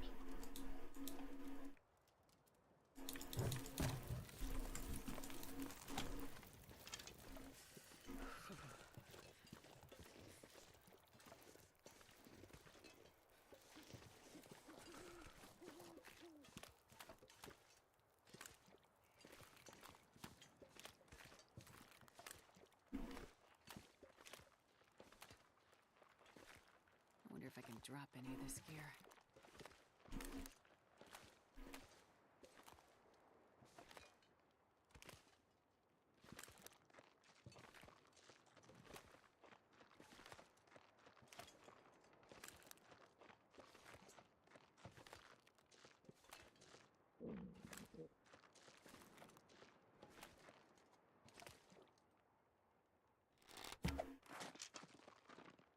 And another arrow disappears.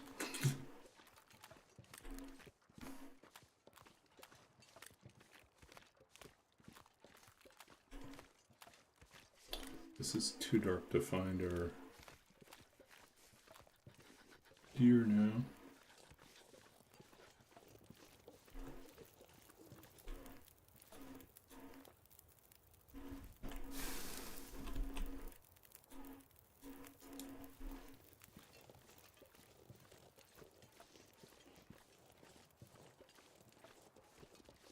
I can't feel my hands.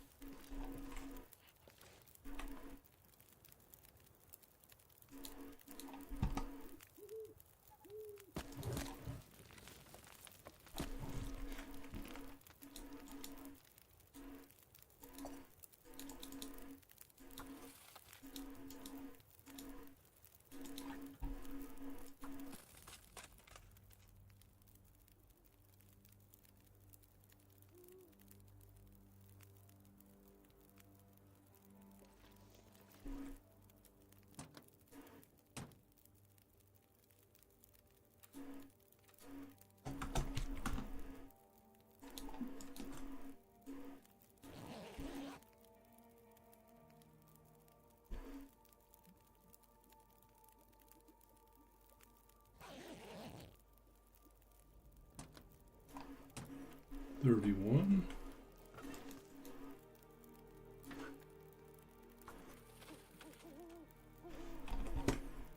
And we are at 6 dead deer.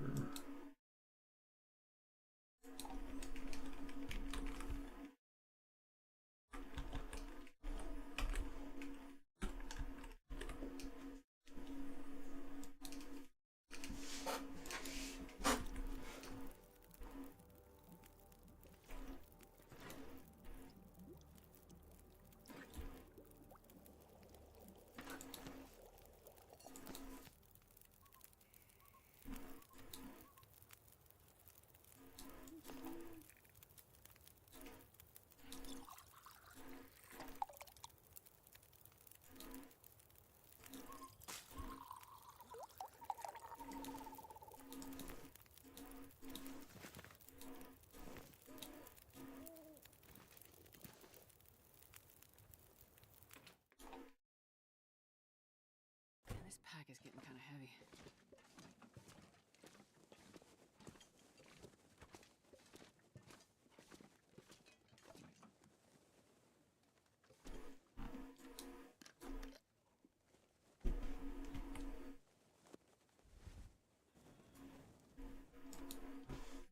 Okay.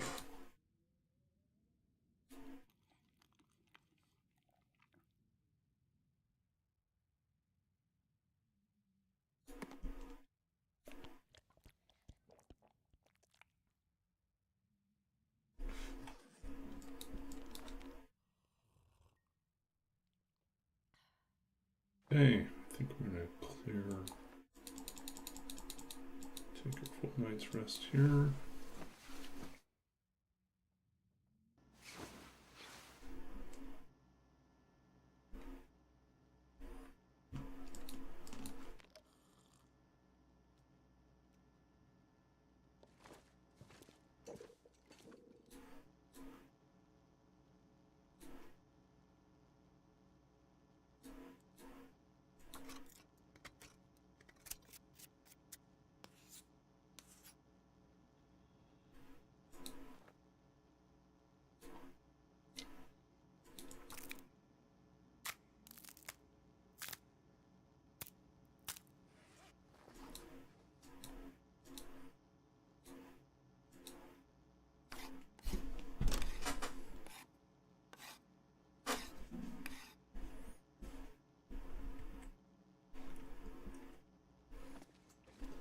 Okay.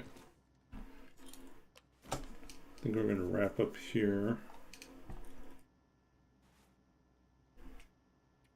Just sleep through the rest of this.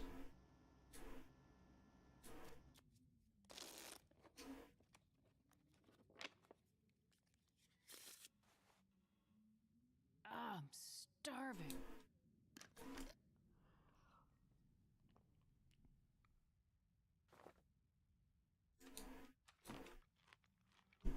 I'm gonna find more food.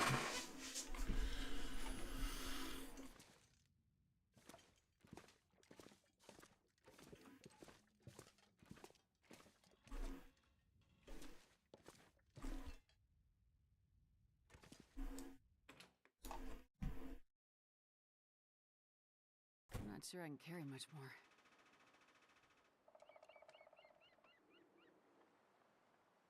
Okay, let's make a note of what we need to do here.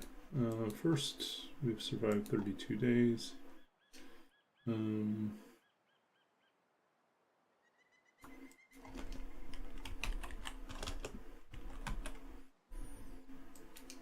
Right, we've got 6. Okay. So we're at 166 right now.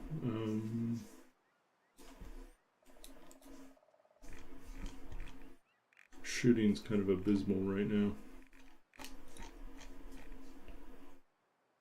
2742. Not good.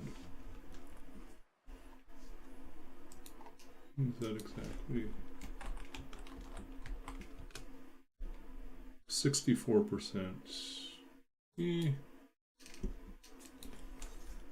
nicer if we were in like 70 or 80% bracket, but that's not us. Okay, so we need to remember next time to do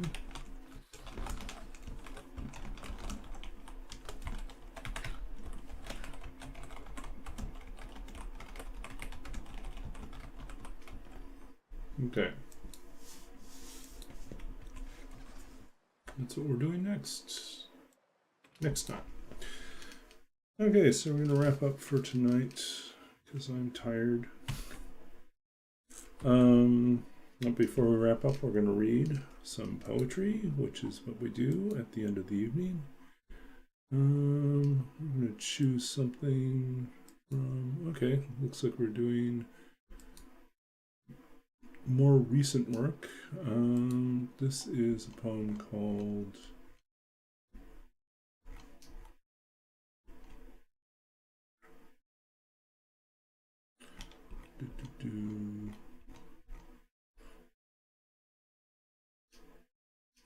I don't know. We've done that recently too. Let's choose something else. Okay. We'll pick something from my first book, I think. So let's read something from my first book. This is from The Lost Country of Sight, published in 2008 by Inhinka Press, winner of the 2007 Philip Levine Prize. And we're going to read.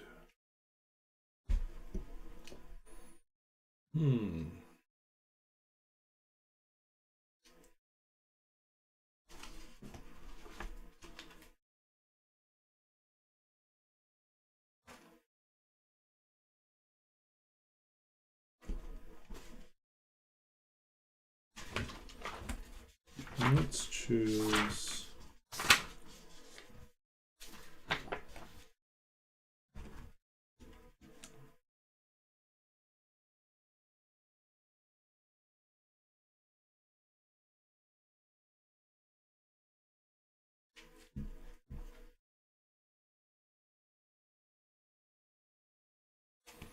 Okay, we haven't read this for a while. This is called The Mortician's Bookkeeper. You arrive early to work, clothed in a careful black which you peel off layer after layer, till white-sleeved and tieless you descend into the stacks, crunch numbers until the sun slips out through the back door. When things are slow, you too might slip into a crowd of strangers, fill an otherwise empty room, or watch a casket burn in the brick oven. Sometimes you watch the dead, you help the dead dress, comb back a loose hair, close an eye, add color to their drying lips. Some are so light you could lift them with a hand placed under the neck, another arm stretched out to gather the body at the knees, and walk like a mother with a sleepless child in a slow circle by the window light, or the way a man with calloused hands might carry his new bride up a long dark flight of stairs. That was Mortician's Bookkeeper from The Lost Country of Sight. The poem's inspiration came about because I was at a kind of a singles mingling activity many years ago in Los Angeles, and I ended up having a conversation with this girl, and she apparently worked as the mortician's bookkeeper, and I thought that was such a fascinating, strange occupation. And so she was telling me about sort of the job and how, like, in these smaller mortuaries, smaller like funeral homes, often, if they need extra bodies to fill up an empty, memorial service or nearly empty memorial service, they'll just pull in the staff and they'll be there. And that I kind of just kind of spiraled into imagining all these other things that might happen where you might get pulled in to do a little extra labor, and how there's this you're a stranger, but at the same time, there's this potential for tenderness that could exist in such a space. So Yeah. Anyways, that's the mortician's bookkeeper. We're going to wrap up here. We still haven't. We had a chance at a moose, but we did not. We took a couple shots, but we didn't get it. We didn't get close. We have not tried for the cougar yet. I think I'm going to do that in Ash Canyon. I'm going to focus on wolves and bears as much as we can. But if we get the occasional deer, we'll take the occasional deer. So let's see, where are we going to go next? Good question. So let's go find ourselves some raid. So right now we've got AV, Mr. Nice Gamer. These are all good possibilities.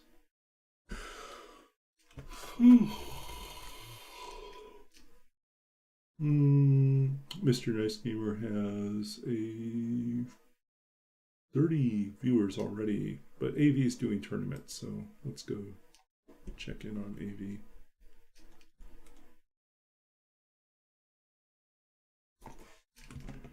So we're going to get this raid started.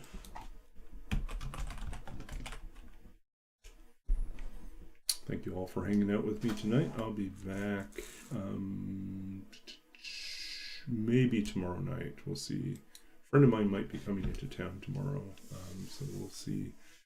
I end up having to spend time with him. Otherwise, I think most likely it'll be tomorrow night. I'll be on, provided I've finished up one other thing I have to work on this week.